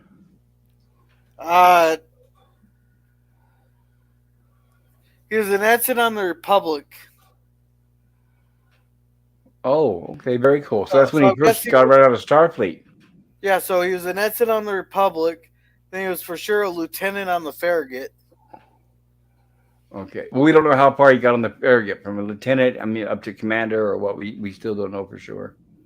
Yeah, I'm still looking here. But if to answer Scotty's question, if I had to recommend any of these episodes for somebody new, I would have to say More Tribbles, More Troubles. Nice. Yeah, because if anybody's seen TOS, that gives them something familiar to go on. I like the Territon incident, where the Enterprise crew begins to shrink in size, because that's similar to this one, kind of, in a way. Mm-hmm.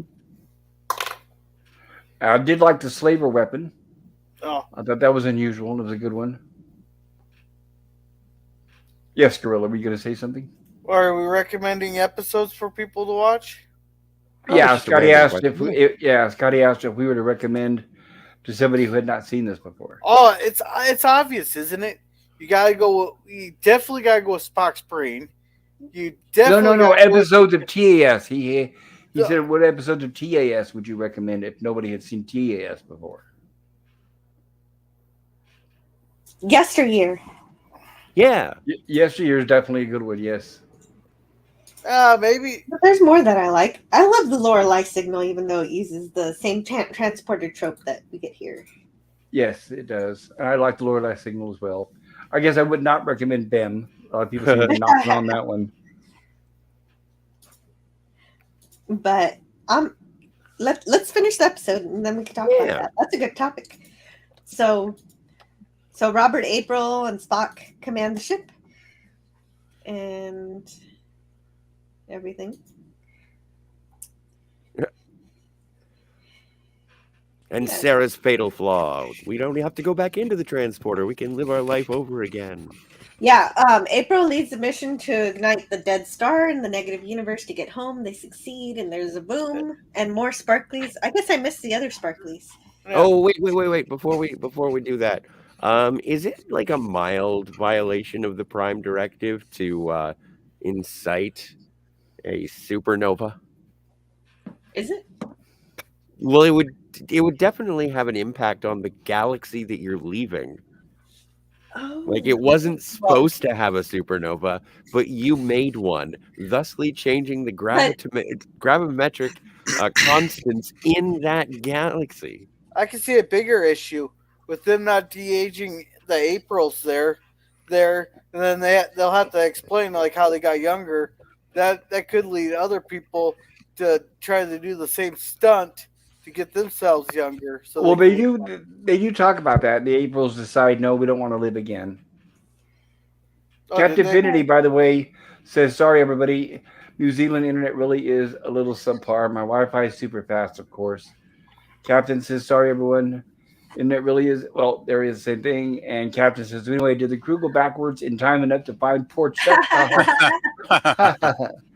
Poor Chekhov seems to be ultimately lost in space. Captain Infinity says, warp drive is pure science fantasy. Space fantasy, so they can make up whatever they like, I guess. Yeah, you're right, Captain.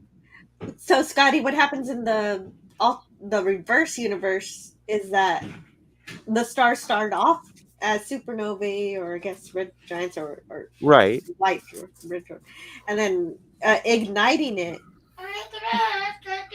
turns it into it gives birth to it, so it makes it Right. a star. But that would still introduce a gravity that it wouldn't have existed had the crew not arrived in that Yes. universe. Yes, it's a major astronomical event, right? That they would be I have to causing. be right back. You would think Sure. I require. go for it, Jill. You think at least maybe a little bit of advice from Starfleet, but I don't think they even try to contact Starfleet in this episode at all, do they? I guess there's no time. I don't think they can because they're in a different universe. The Yeah, entire they probably can't at this point. They Well, like maybe even should before, have contacted them before.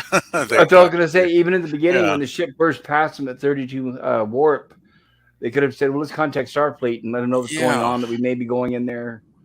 Yeah, you'd think they would have really, when they see a ship going that fast, it would have been like, Right. wow. And We better and tell he people also, about this.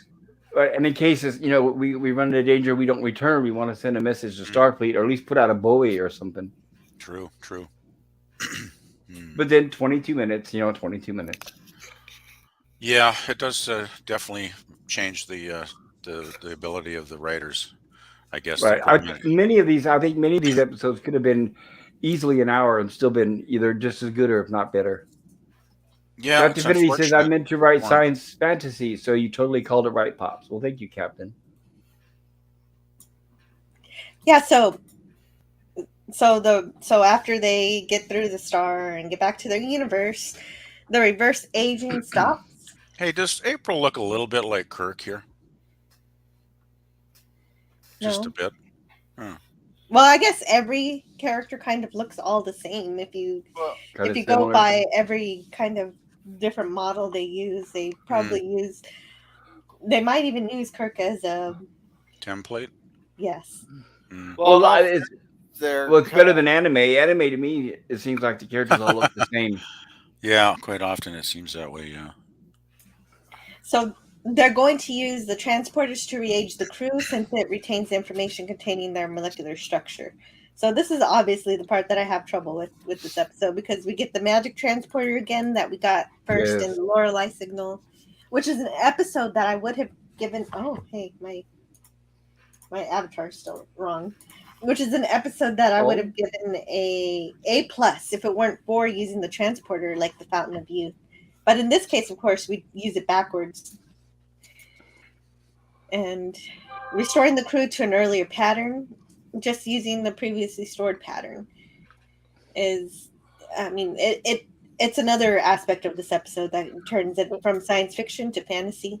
Well, it straight up says that in Star Trek, nobody has to die. Anybody who dies, we'll just reconstruct them in the transporter. Yeah, and exactly. it doesn't make sense, because you can store the correct sequence to arrange the pattern, but the physicality of your form is not stored in the transporter. The soul, the mind, the memories, right? Exactly. So I believe this shouldn't work, but it does, and it will again. It will again.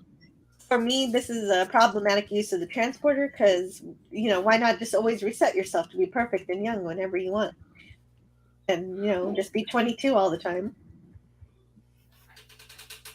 And it's kind of, but it's a trope in Star Trek that becomes pervasive. So I don't knock it too much, but it does knock it a bit for me.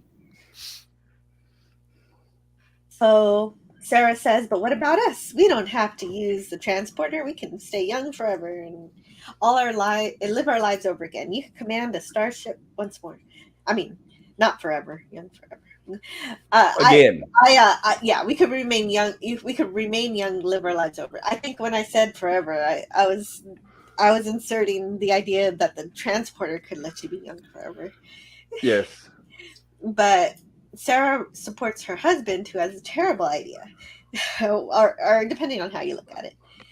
What a blessing it is. What a blessing to be able to live one's life over again. If the life you led has left you unfulfilled. No, Sarah, I don't want to live it over again.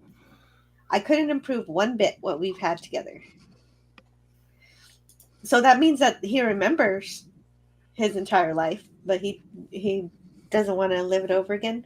So that's kind of romantic, but also kind of stupid. If he has memories of his entire life, but the animated series book, it's from the writer. It says Bronson brilliantly addressed ageism, explaining to his audience that just because someone is older, it does not mean they can no longer be of use to society.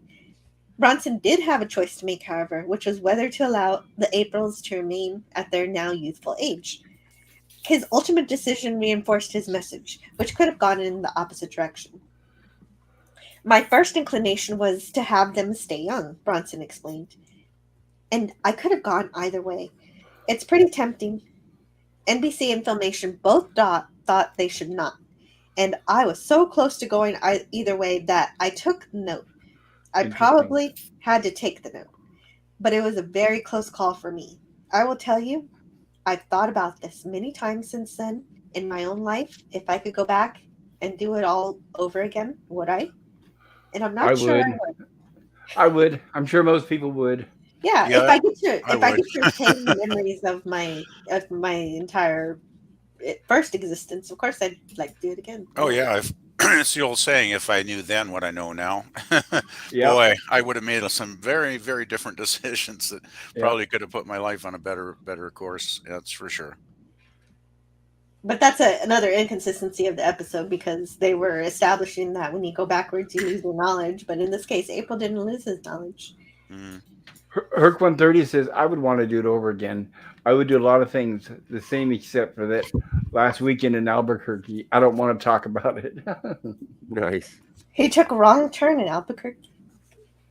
Apparently so, huh? Wrong night and wrong turn. So the transporter fixes everyone back. Oh, yeah. And they kiss. Here. They make out. Yeah. Robert, April, and Dr. Sarah make out. And then they're young again. I mean, old again. They're old again. Yes.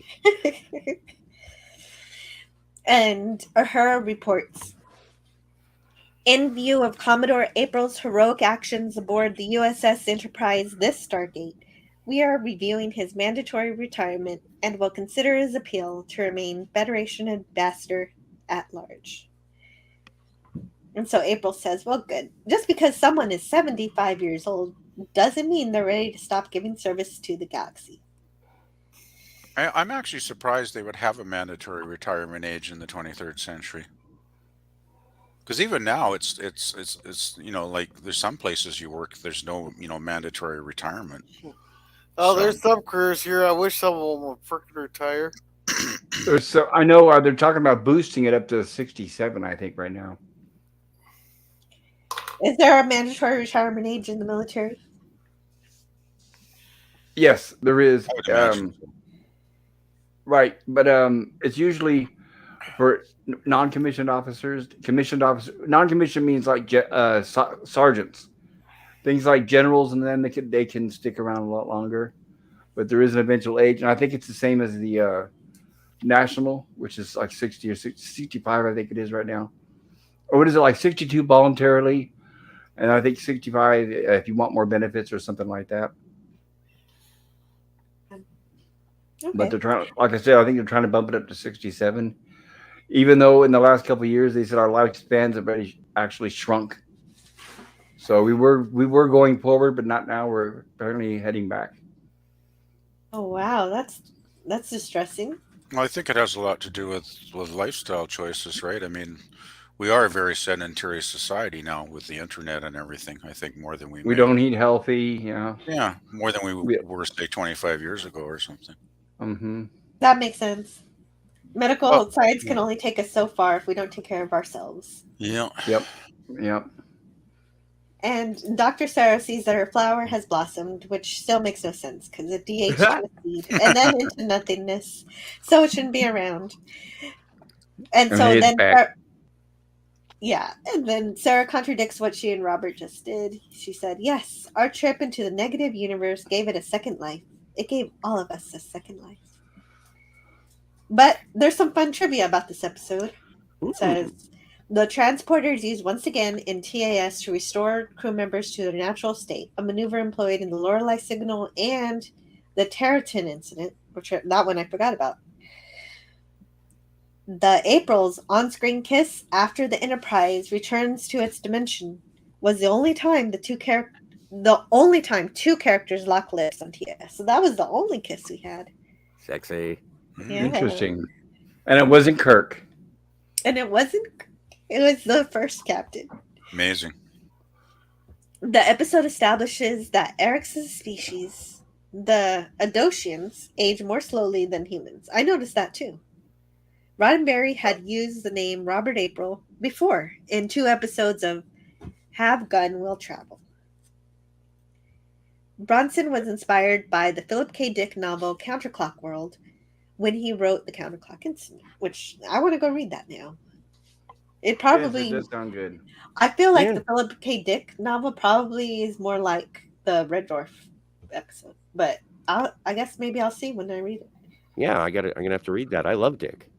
Mm-hmm. I do like the fact I that don't she want to said phrase it that gave us one, all. Scotty. I was hoping someone would pick up on that. Thank you, Gorilla. I like that she I gave us did the. too. I was trying to play with it. I I'm like just gonna that she clip gave us that the out, line. Scotty. Scotty, I'm gonna clip that Oh out for boy. a short. That's fine. I'm I sorry, do. I Pop. love. What were you I, saying? yeah. It's no big deal. No, it was a big deal. I want to hear. Well, I was just saying I like this line. It reminds me of Star Trek in general and the cast. It gave them all a second life. If it wasn't for the animated series, so I'm glad they ended it with that being the last line. Good point. That Yeah. is a lovely way to look at it. Very poignant. So another trivia is TNG and Star Trek Voyager also featured reverse aging in Too Short a Season and Innocence Respectfully. I thought it was Rascals, but Too Short a Season. Herc says exactly, Jill. Edge of Time says Biden proves the need for age limits. Edge of Time says IQ has dropped every year since 1973. Idiocracy. I wouldn't doubt that at all. You can blame our education system on that. Okay, that was a really terrible episode. Is that the Pulaski one? Was it Pulaski? It's the one where the got aged up for. Are you talking about Rascals again? No, this is a different aging episode. I think they're talking about the Pulaski. Too short a season? Oh yeah, that was Pulaski because she aged as well. You're talking about when they got old again. Yeah, because she was aging really fast because some disease got mixed with augment DNA, even though they're technically supposed to be outlawed. They're doing research on some augments there, and some guy came in with some kind of flu. Wasn't it supposed to be the same age? Wasn't it supposed to be the same disease that affected the Enterprise in the original series when they got older? Because even the name was similar to that episode, wasn't it? No. What they had to do is they had to run everybody through the transporter to get their original DNA and weed out the flu strain. Gotcha. Well, Too Short a Season was actually a different episode. It was one where there was a miracle alien therapy that restores somebody's strength and youth, and it makes them younger and younger. Oh no, Too Short a Season is the one with that Admiral guy. Yeah. Arnaz. It's Oh, actually yeah, season 1 as well, so Pulaski wouldn't have been there because she was in season 2. But I don't think I think Admiral Jameson dies at the end of that one because he was taking the anti-aging drug. Yes. Yeah, Yes, he died because he dies. They have a big dramatic scene at the end, and he dies. Yeah, it's really terrible. It's awesome. Check it out. It's a terrible. Yeah, I gave that. It's hilariously bad, but it's hilarious. That's a F episode for sure. Oh yeah, but it's so much fun. Yeah, it F was is pretty for bad. fun. I remember it being quite bad. So the last trivia is storyboard artist Bob Klein used Mentor actor Les Tremaine from the live-action Shazam series as a reference for the appearance of Carl Ford. Oh yeah, the old guy who played the mentor that drove around in the Winnebago Yeah. So with now Billy we rate. Batson. Yeah. Now we rate the episode. I think the backwards negative universe was a really fascinating idea, but the author didn't fully commit to the idea, so some things went in reverse where other things went forward, so that the negative universe was too inconsistent to be really believable. But then the transporter magic, acting as the reverse fountain of youth in this case, is always going to also tear down the episode a full letter grade for me, because that's too much rainbow unicorn magic in my Star Trek. Well, but I absolutely adored meeting Commodore April and his wife, Dr. Sarah. It makes no sense they'd refuse reliving the golden years, as long as they retained memories of it, like April said he did. So, but I did have a lot of fun watching it. So, enjoying the episode also plays into my nitpicks with the reverse universe idea. So, I give this episode a C plus. Holy Nice, nice. moly! Thank you. Very cool. Scotty, would you like to tell us what you think? All Up in This Grill is one of the best series finales of Star Trek ever. I love this episode. This is an A plus. It is exciting in the animation and the adventure that happens to go over to the ridiculousness of a negative universe and then get out of it by blowing up a star. This is action-packed adventure, Saturday morning bubblegum that I absolutely adore. If you are going to watch an episode of the animated series of Star Trek, I would say check this out because it is the Saturday morning cartoon version of Star Trek. It is awesome. I totally agree.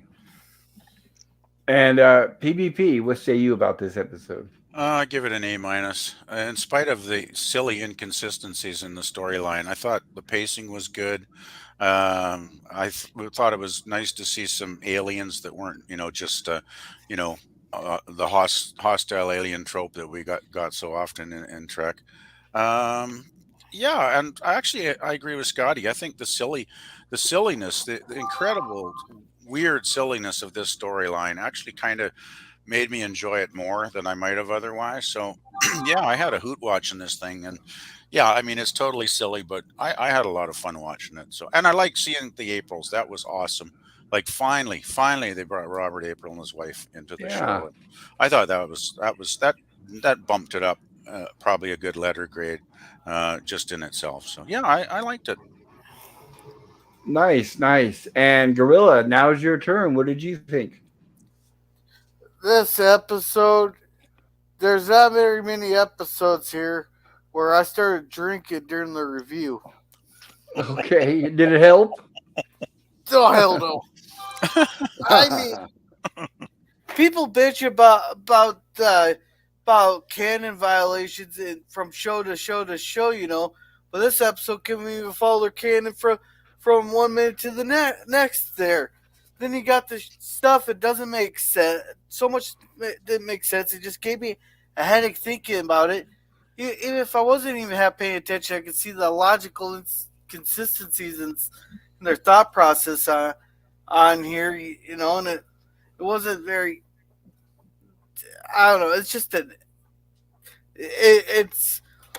I don't know. You get the like.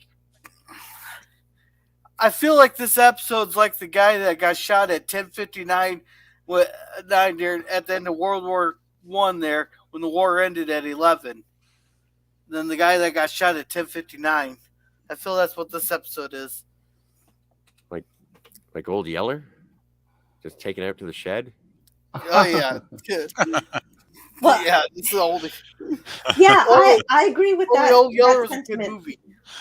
that it's the science is inconsistent with itself. Like the science wasn't perfect in this side of paradise, but it was consistently that way. And so this has one rule 1 minute, and then it changes the rule in the next scene, just like you're saying. I agree completely. But you didn't say what your score was. A You just said plus. your score was I had to drink. Yeah. I'm guessing it's an It was F good for a minus. drink. I guess it was good for a drinking game. Or an A plus because he got to drink. I have no idea. We'll never Yeah. know. No. Because the The last world may time I never ended know. up drinking there, I promised to sing Barbie Girl. So Uh-oh.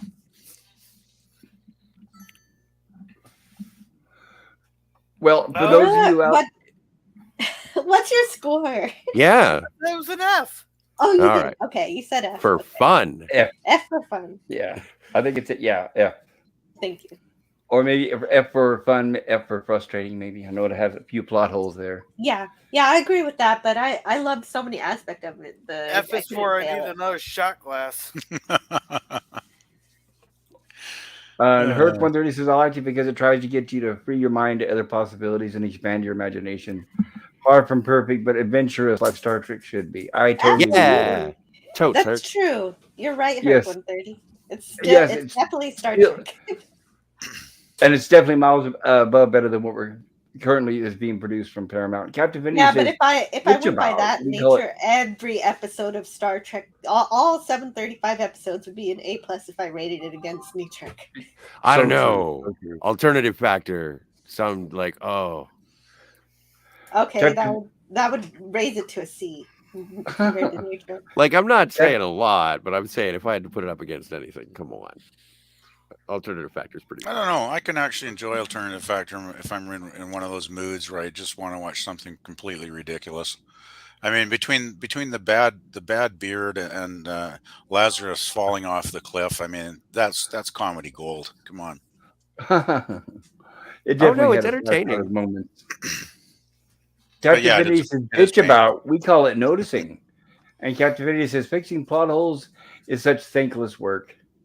Hmm. Yeah, I'd have to agree about that. And I have to say, but first, I want to remind everybody in the chat, if you have not voted, please vote for what you think. I'll give my review now, and then I'm going to go ahead and close the poll if it hasn't closed itself, and then I'll share that with everybody. But I'm going to give this episode a B because, yes, it was full of plot holes, but it was exciting. It wasn't boring. The script moved right along at a good pace. And it was good to see the original cast again, and especially considering at the time. And I remember as a kid thinking, I actually thought this was the last time I was ever going to see the original cast ever again. I thought Star Trek was over. So I'm glad this is basically a launching point for more Star Trek. So it's more from nostalgia factors, but yeah, I'd have to give it a B, and I'm willing to overlook the plot holes. I do recognize them; they are there. I won't brush over them and say they won't or that they aren't. But yeah, I appreciate it. Like I said, and I'm gonna miss it. I'm gonna miss TAS, and I said it before, and I'll say it again. I appreciate all you guys being here throughout this whole journey with me. I didn't think about it before, but do we want to rate the entire series? Oh, I'd have to give it an A if anybody was to ask me. Yeah, Maybe not an the A entire plus, series. but I'd give it an A because some episodes weren't perfect. Me too. I would give it an A too. just a letter grade since we didn't really prepare for that idea. Yeah, I'd Well- probably go along with giving it an A just because it is, it is TOS. Even if it's animated, it's still TOS. So, yeah, I'd probably Well- go for an A. One of the things that, like, you have to put it up against the rest of the 735, right? If you're rating it within those confines. Mm. And so for this, I want to give it a C plus. Maybe a flat B. Like, I'm glad I watched it. I'm glad it's no longer on my to-do list of watching all of the 735. But I don't like. I like it, and I'm glad it exists, and I'm glad I watched it. But I don't think I'll be revisiting a lot of the other episodes except for the standouts that often. But yeah, I'd give it probably about a B. I'd give it a B. Oh, very cool. And how about you, Gorilla? What would you give the whole TAS in one grade? There's Bone. Well, I don't know how I would rank it, but I'd say out of all the Star Trek shows, and I'm including the new ones, it's the 8th down the list Okay. of all the Star Trek shows. It beats out Picard and Discovery, though. But I'm Oh, not that's good to hear. Well, Better than okay. Picard and Discovery are little bars to hurdle over. Right. Captain Finley says, "I'm just saying Picard is pining for the fjords." Well, yeah, you're right about that. Captain Finley says, uh, "Picard is pining for a pine box." Captain Finley says, "This is an ex-captain." Lemon Pie says, "Pining for the fjords," and Lemon Pie says, "I believe that's a red bird." I Looks like a cardinal. think. I think it's the And, dead parrot sketch. and in honor of this episode, I went through the slides backwards. If anybody noticed. You're Oh, right, nice. Captain. wow. You're right. I totally agree with you. Um, I'm going to go ahead and share our poll results with everyone. Thank you for voting. And is it going to pop up? There it is. A little slow, I guess. What grade would you give the counterclock incident? It looks like 46% of the votes gave it A plus to A minus. Oh, that's great.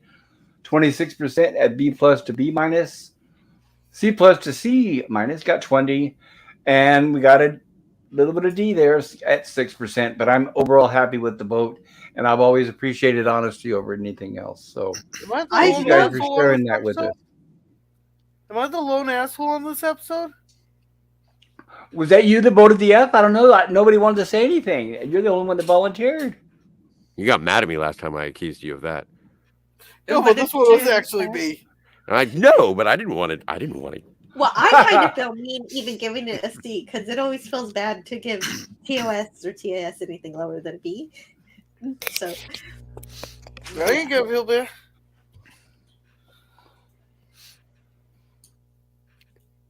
Okay. No, I don't mind what you vote, Gorilla. We love having you here. And like I said, I appreciate your honesty. I like the different opinions. That's always one of the reasons why we have this.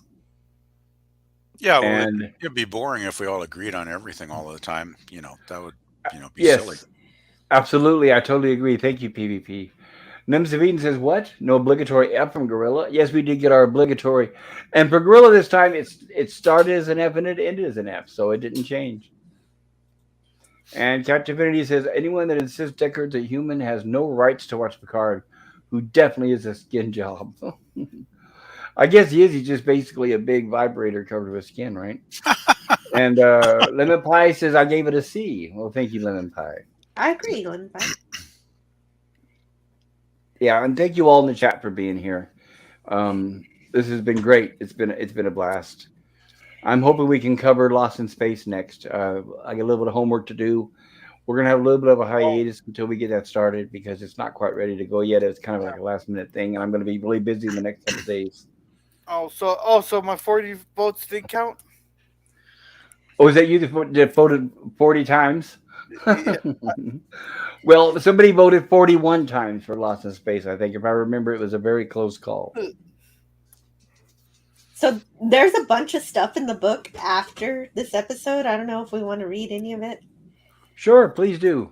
but Yeah, go for it, Jill. so the animated series kept Star Trek alive during a period where the franchise was pretty much left for dead. It offered fans closure after the underwhelming finale to TOS 4 years earlier and served as a bridge between TOS and the films and spin-offs that would follow. While many fans that had actually forgotten TAS, some did not even realize there was an animated Star Trek once on television. The show was possible due to fans and the burgeoning desire for more Star Trek, as demonstrated by convention attendance, fan clubs, fanzines, and syndication numbers for TOS, all of which allowed TAS to be made. Today, TAS is enjoying a revival. Episodes can be streamed or watched on Blu-ray at home. Fans can own the music. Even Eric's and MRES are receiving their moment. Both characters were made into Hallmark keepsake ornaments in 2018. And a character on... Oh, no. Just say lower decks. It's not going to burn your face off. No, actually, it's STD.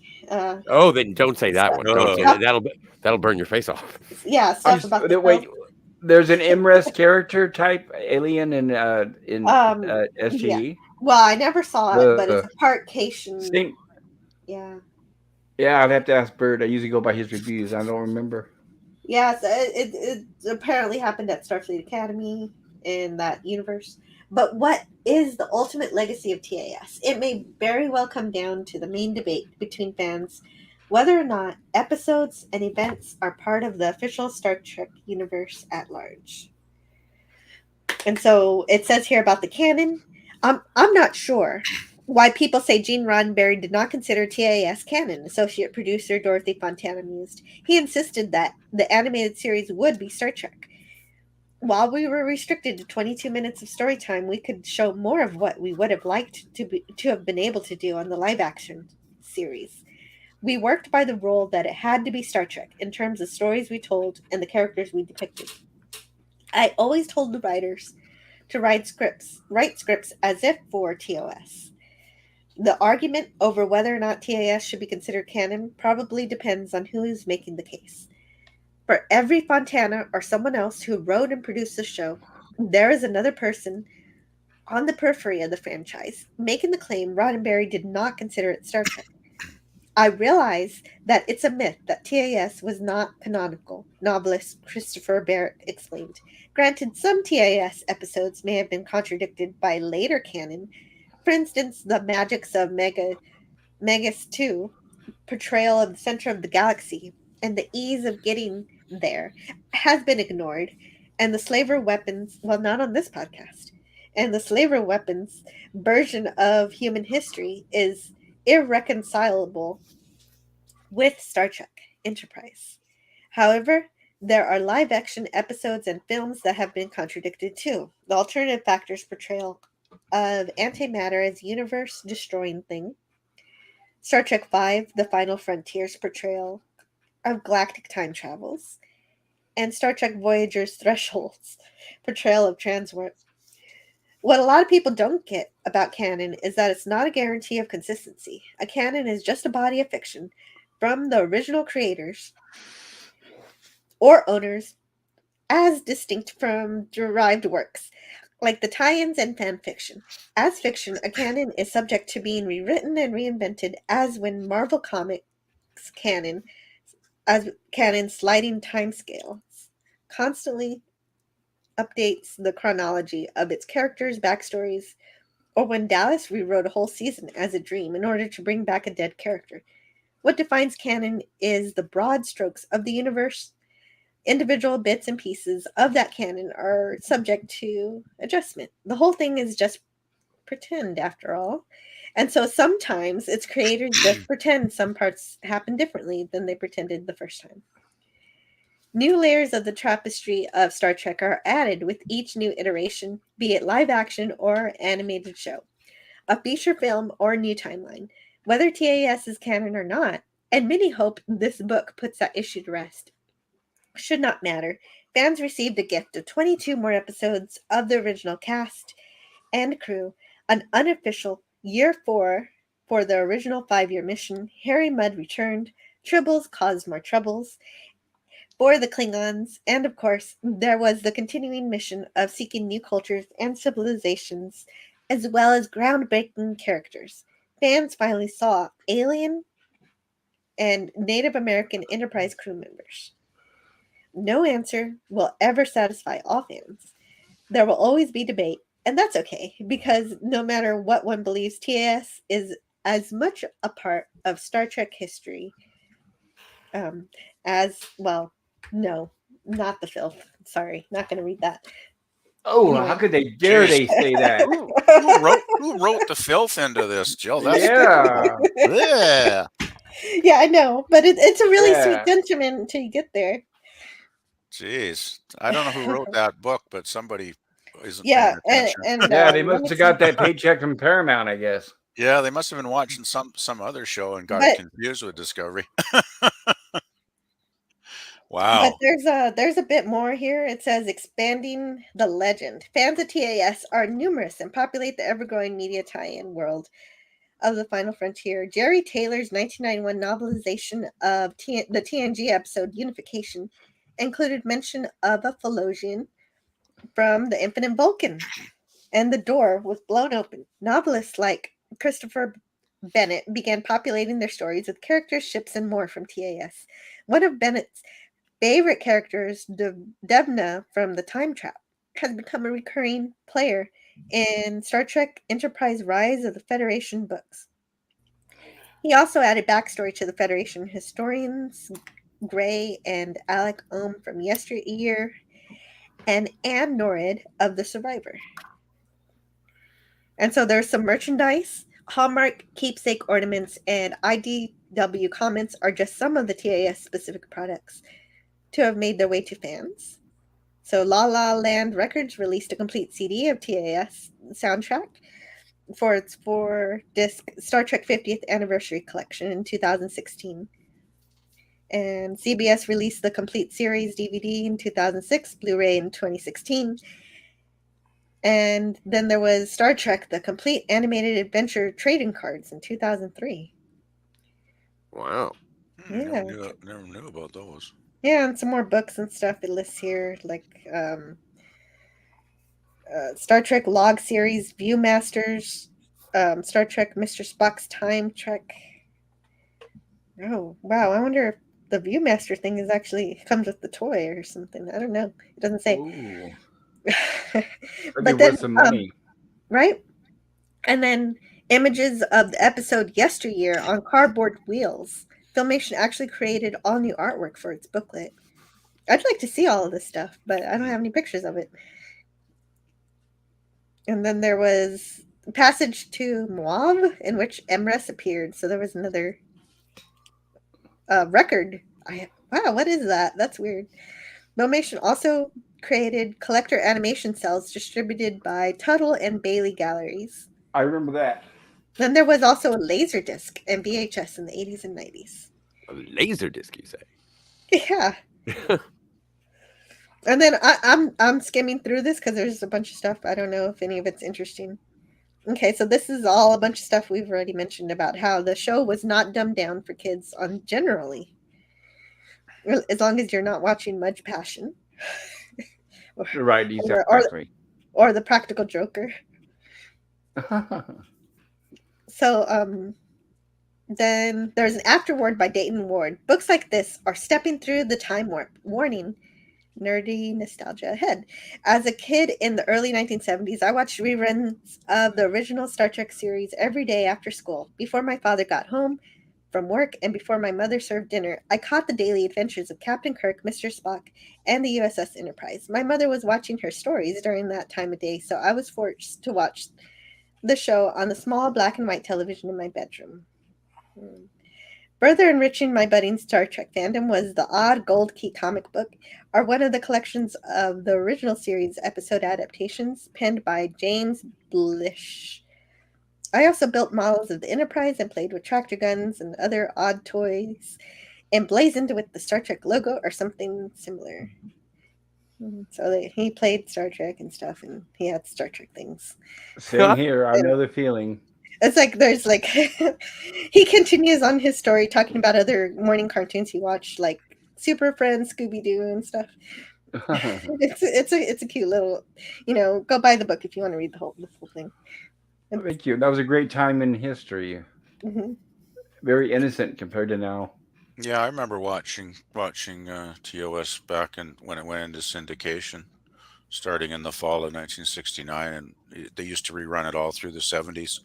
Yep. And yeah, I'd watch it every chance I got, no matter how many times I'd seen the episodes before. Yep, same here. Even the bad ones, I'd watch them. Yeah, because there was no video recording back then. And so. for us, the only other thing it was on the we had Star Trek at 6 p.m. and on the three major networks was the nightly news, and it's like, yeah, I'd rather watch Star Trek. Definitely. Dr. Infinity says Lost in Batman, and Captain Infinity says Batman in space. Captain Infinity says Pigs in space. And Edge of Time says Proof there is no God. Discovery got 5 seasons. TOS 3. You're right about that. It's a shame. And a disaster. Captain Infinity says considers it either is or isn't canon. Captain Infinity says, I guess World War II is optional too. Well, unfortunately, World War II. Really yeah, you know what? I read that without pre-reading it. So as I was reading it, I knew that you were not going to like what I was reading. Captain Infinity says wrong. Captain Infinity says, have these fools never heard of a Council of Nicaea? And Captain Infinity says, not you guys, you're fine. Type Infinity says, I want the name of whoever wrote that nonsense that poor Jill is being forced to read against her will. Okay. Well, you know what? This is a good time to thank the authors of this book, Aaron Harvey and Rich Shippies, who wrote this book. And, they gave us some good content to add to these live streams. So I do thank them for that. What Those are awesome. what year was that book copyrighted?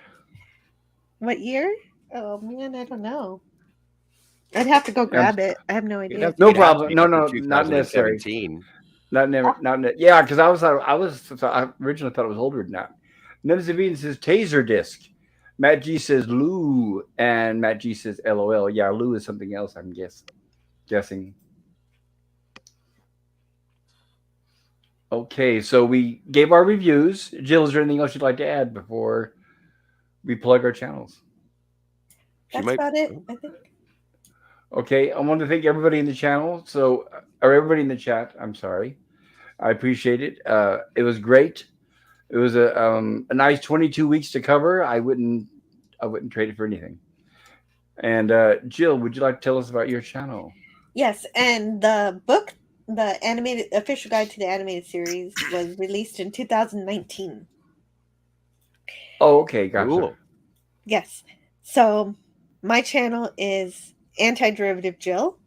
I cover science fiction. My channel all started with a live stream for DeForest Kelly, and I started my channel so I could review all of Orville, and I did that. But until we get more Orville, I'm also looking at a lot of different science fiction. Right now, I'm reviewing the original series, and tomorrow we're going to be reviewing my favorite original series episode, Devil in the Dark. And so, as soon as this live stream is over, I'm gonna go start working on that. It's gonna be so fun. And Absolutely, very and nice. yes, and I also review UFO, which is a really fun series. And who knows what I'll review next? I also review a bunch of movies. See that I reviewed Her and Forbidden Event Planet, Horizon. Event Horizon, Forbidden Planet, and a whole bunch of things. Yeah, Probably Jill the definitely has a wide Rocketeer. variety of tastes. Yeah, on Friday we'll be reviewing The Rocketeer. Yay! Yeah, That's I'm one of my looking favorite forward to that. movies. I actually Right. watched it last night, and wow, it was a real fun film. It's a great movie, and they tried to reboot it a couple times, and I hope they don't because they want to ruin it and swap everything out. So no, leave it like Yeah, it is. It's a piece of cinematic history. it was really well done, and I was really impressed by the authenticity of the era they created, or recreated, I should say. I loved all the old flying machines, and it was really cool. Yeah, back when Disney wanted to put out good product, right? I mean, you wouldn't Yeah, hardly know it was the Disney movie. And I yeah. remember when it was brand new. The only reason why it failed is because it came out to theaters at the exact same time as Terminator 2. So everybody Uh, was going to see Terminator 2. That's the only reason why. If Rocketeer would have came out on its own, I'm sure it would have done fantastic. But it it was should the have. timing. Yeah, It just, yeah. yeah, it was. It's too bad. It is. Yeah, it's a great film. And Scotty, what say you about your channel? What would you like to tell us about yours?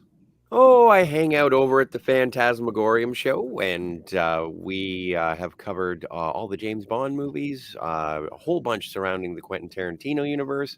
Right now, we're plowing through Batman, and we're up to we're doing The Dark Knight Rises tomorrow night. Thursdays, we're talking about Bald Spaceman. And Jill is there. This is the fourth episode, and we're going to see if we're Yeah. going to keep going through with that. I really want to start talking. We've been talking about Quantum Leap as well, and so I want to talk about Quantum Leap again. And yeah, that's pretty much the size of it. It's fun. We hang out. Oh yeah, Steve and Kat did Oh a yeah. Mandalorian thing. Apparently, there's a Mandalorian show going on. I don't know. I don't like daycares for baby Yodas. Well, somebody's got to raise the babies. Someone's got to do it. And it might as well be a guy in a helmet. Very cool. Thank you. But yeah, I can't wait till we get back to Quantum Leap too, because I got a book I want to read. Yeah, Hey, I'm I can't looking wait. forward to that too. I've really been missing you guys' Quantum Leap streams. Still trying to figure out I'm still trying to figure out how much I hate this Picard thing. And Gorilla, tell us about your channel. Well, on Wednesdays, Star Trek: The original or not Star Trek, Stranger Things. There, we do a watch party at 7 o'clock. Uh-huh. Then on Fridays, being Germ review an episode of The Waltons. This week is The Minstrel. Saturday is Babylon 5 watch party. We're in the middle of season 4. Then Sunday will be our second Matrix movie. Then I'll try to sprinkle in a random live stream here and there. Then I got a shit ton of shorts. A shit ton of shorts. Well, it's better than having a ton of shit in your shorts. Oh, Okay, there's that too. so right. And PvP, tell us about your channel if you'd like. Well, okay. Let's see. I'm still just doing the music playlist thing for now. Got it Though I'm here. hoping to do a live stream one of these days in the next number of weeks. Hopefully, it won't be too many weeks from now. Though I have to come up with a topic. I'm not sure. Yeah, It'll right. Let me probably. clarify because I'm gonna let me. Sorry, PvP, but let me No, no clarify because he's worries. No really worries. shy. We got PvP's Twitter straightened around. He's officially on Twitter now. I showed him how to stream, the basics of how to put the studio together, and all. The only thing keeping us right now from doing his first live stream is we need to get his YouTube linked to his StreamYards. Once we do that, we'll have him up and streaming just like the rest of us. Go ahead. Yeah, that's been kind of a challenge. So I I hope we can get that figured out one of these weeks. Though I know you're busy right now, Pop. So no hurry there. I mean, if it takes a few more weeks or whatever, that's fine. Well, I don't want to. Well, I want to. Hopefully, we can do this while it's still fresh in your mind. So I'd That'd like be to as soon yeah. as possible. Yeah, I think I've kind of got Twitter kind of figured out now. I seem to be able to, send direct messages to folks, thank goodness. Yeah, it just Which I takes a little bit of practice, a little bit of repetitive nature, doing it a few That's my times, and I problem. think The only you'll be way on I just get like the rest of something us. the only way I figure something out is if I do it enough times over and over, and then once it clicks, then I've got it, right? But it sometimes takes me a little while to go through the steps. Like I probably need a refresher on actually doing a live stream because And I'll yeah. be glad to do that. Yeah, which is totally fine. That's how all of our brain works. No, actually, I don't expect you to remember the first time. StreamYard actually seemed fairly straightforward actually when you walked me through it the other day there. So I think I shouldn't have too much trouble getting a grasp on it. So Right, yeah, and we need and I to really appreciate right. the help. And I was thinking, if you remember, I'll make this quick. But when we were trying to link StreamYards to your YouTube, we wasn't sure if we should put in that old email address. But I think we should try and see what happens. It I can't guess there's hurt. nothing to lose at this point. Nothing to lose. Right. The worst that'll happen is check your old email, and then you just won't be able to. And then we'll try something else. But at least it'll be worth the try. So Then even though I've the V. got Uh huh. I was just going to say, even though I've got Twitter set up on Chrome here now, I do have to connect. I do have to still connect to do the live streams. You were saying to what was it? YouTube. YouTube. Yeah, Right. because It's the link between from StreamYards to YouTube. So that like right now, as we're streaming, this is simultaneously linked and broadcasting to YouTube, and that's how the yeah. people in the chat are able to engage with us. All right. Yeah, because I'm just watching this on Chrome, and I can go onto other people's streams no problem. The way it's set up now, because obviously I'm here tonight, and you sent me a link earlier, so I just had to click on that, and everything worked perfect. So that's not a problem. I guess it's just going to be if I try and do my own live streams, it's going to be a challenge. So Right, which hopefully we'll we can do. figure it out. Yeah, we'll figure it Yeah, out. yeah. We've got you're 95% there. We've got most of everything out of the way, and we'll be there really soon, which is great. Everybody's excited to see what you have to say. Yeah, well, I'll probably just have an open topic, kind of maybe even an open panel. I mean, I suppose Sure. it'd be okay to just post a link right in the chat and do an open panel kind of thing. And I have no Absolutely. idea. I don't have no idea how many people are going to show up. I imagine I won't be there totally by myself talking to myself, hopefully. Same thing when I first started. I didn't know it was an open mic. I didn't know who was going to be there, and your audience grows, and it's well worth it. Yeah, well, got to start somewhere, right? So even if only a few people show up, that'll still be fun. So Yeah. looking Well, the forward to it. important thing is to let them know. So announce on Twitter when you're having your stream, Mm. and Yeah, that will yeah, help. I can do that now because I've connected to a fair number of people that you helped me connect Yes. to in the group. So I think probably most of the main people. I think everybody here I've probably connected to already. So Excellent. yeah, Great. That's perfect. Finally, I'm yeah, so glad. Captain yeah. Finity says Taserface. Nemesis of Eden says Laserface. Captain Finity says literally 40.5 years of everyone having an opinion on Deckard being a replicant implies everyone cares. That's a question. And Jill put a link to her channel. I forgot. Edge of Time says, "Hey, dude, where's my jetpack?" Is a fun read. Nice. Ooh, yeah, yeah, you're right because we were promised to have jetpacks now. But now, of course, that we're older, we know how dangerous. I mean, can you imagine the regular public with jetpacks? Captain Infinity says now Picard is 100% definitely a replicant, but suddenly it's not an issue. No, it isn't. They seem to be glossing over that, don't they? Thank you, Jill, for putting in those links. I Well, appreciate it. according to Scotty's fictional lore of me, I have a jetpack. Of course you You have a do. jetpack. All right, let's see some video. Captain Infinity says Picard season 3 has added a new chapter to the replicant debate. Hopefully, the end chapter. And I'd rather Jill, there's puts a link to Gorilla's Random Thoughts channel. Yes, please check out these beautiful people's channels. And I'd rather Jill, you'll see a link there as well as Scotty, Gorilla, and PvP. Captivity, I got a topic for you right here. Oh, by the way, I just want to mention that I put up a music playlist 3 days ago of the Ramones, a very first album from 1976. So, any punk rock fans out there might want to check it out. Oh, very nice. You guys are that joke that Captain Infinity put. It reminds me. It suddenly. Do you guys remember? Okay, this is before we had chat. I'm talking about the early days of like AOL. Do you guys remember when they had like billboards? Yeah, Oh, Maybe BBS. Yeah.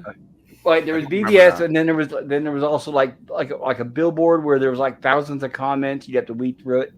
Oh yeah, you'd scroll through them. It's all Yes, text. and there was Yeah. different categories. And I remember after many searching, and this was on AOL. I think it was early AOL, having to pay ungodly prices just to look for it.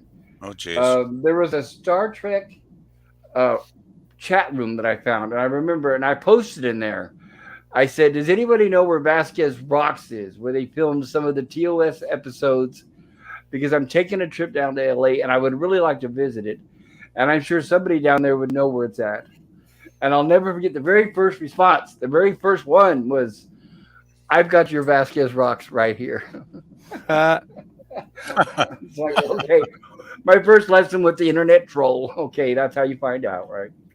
Yeah, there's plenty of trolls around. They've been around, and they'll be like roaches. They'll be around longer than we will, right? Yeah. Yeah, I actually And posted a You recommendation. know, live forever. yeah. maybe I should become a troll. Nemzavine is more of a monk rock kind of guy. And Captivity says Judas Priest. I love Judas Priest. And Yeah, me too. Captivity is laughing. And Nemzavine says, "Dude, I'm a big fan of Judas Priest." Well, that makes all of us. Yeah. Someone Hey, wants attention kitty. here. Someone Meow. wants attention. Yeah, I hear you. Get your attention. You want it. You're getting your attention. You want it. You wanted attention. So, what's your cat's name? Jethro. Jethro, awesome. Oh, very cool. All right. So before we go, I didn't talk a lot about the animation team, so I'm just going to list their names. Yay. There was a Yeah. 8-man team: Don Christensen, art director; George Good, Herb Hazelton, Irv Kaplan, George Jensen, Bob Klein, Sherman Labby, and Paul Zander worked on the show and were assisted by background artists, painters, and cameras people, all under the watchful eye of director Sutherland. And they did what a fantastic job. Yes. Uh, Very commendable. Yes, and episode credits noted scores of artists, animators, camera operators, and more, but in reality, only a few of those people specifically worked on the series. Hmm. So there, Well, at least mentioned them. It's definitely worth it. It's fantastic, and it goes down in history as being some of the best of Trek.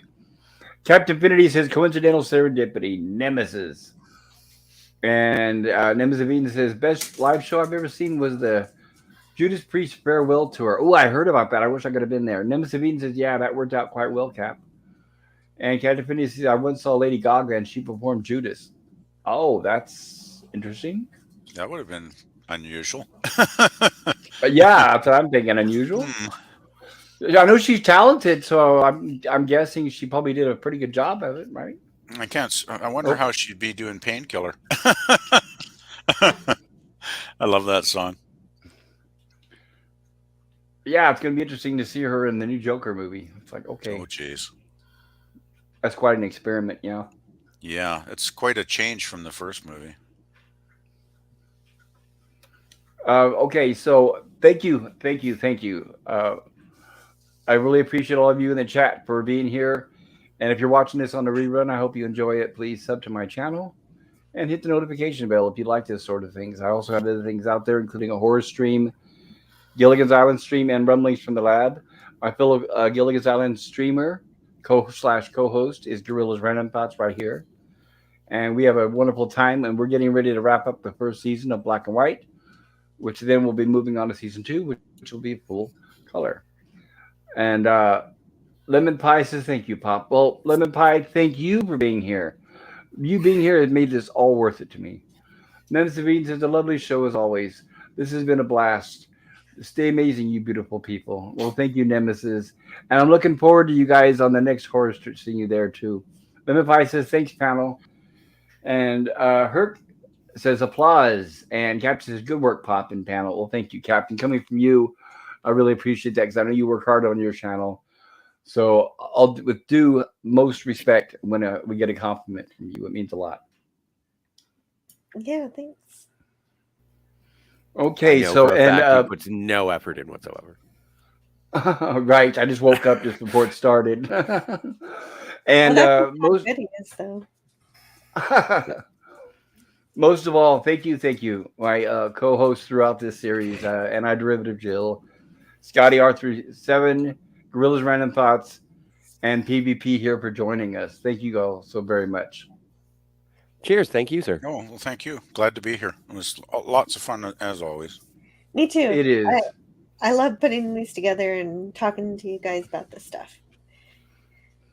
Yes, same here. Same here. It's well worth it, and it's definitely the highlight of my week. So yeah, it means Yeah, everything to me. yeah. I I've look been forward to it. enjoying.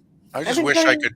I just wish I could come on more live streams because, unfortunately, my work hours I often don't get a chance. But when I do, it's always great fun to hang out with everybody and chat about this stuff. So, I've been enjoying learning more in general about storytelling and how it's put together and mm, everything Yes, I'm watching.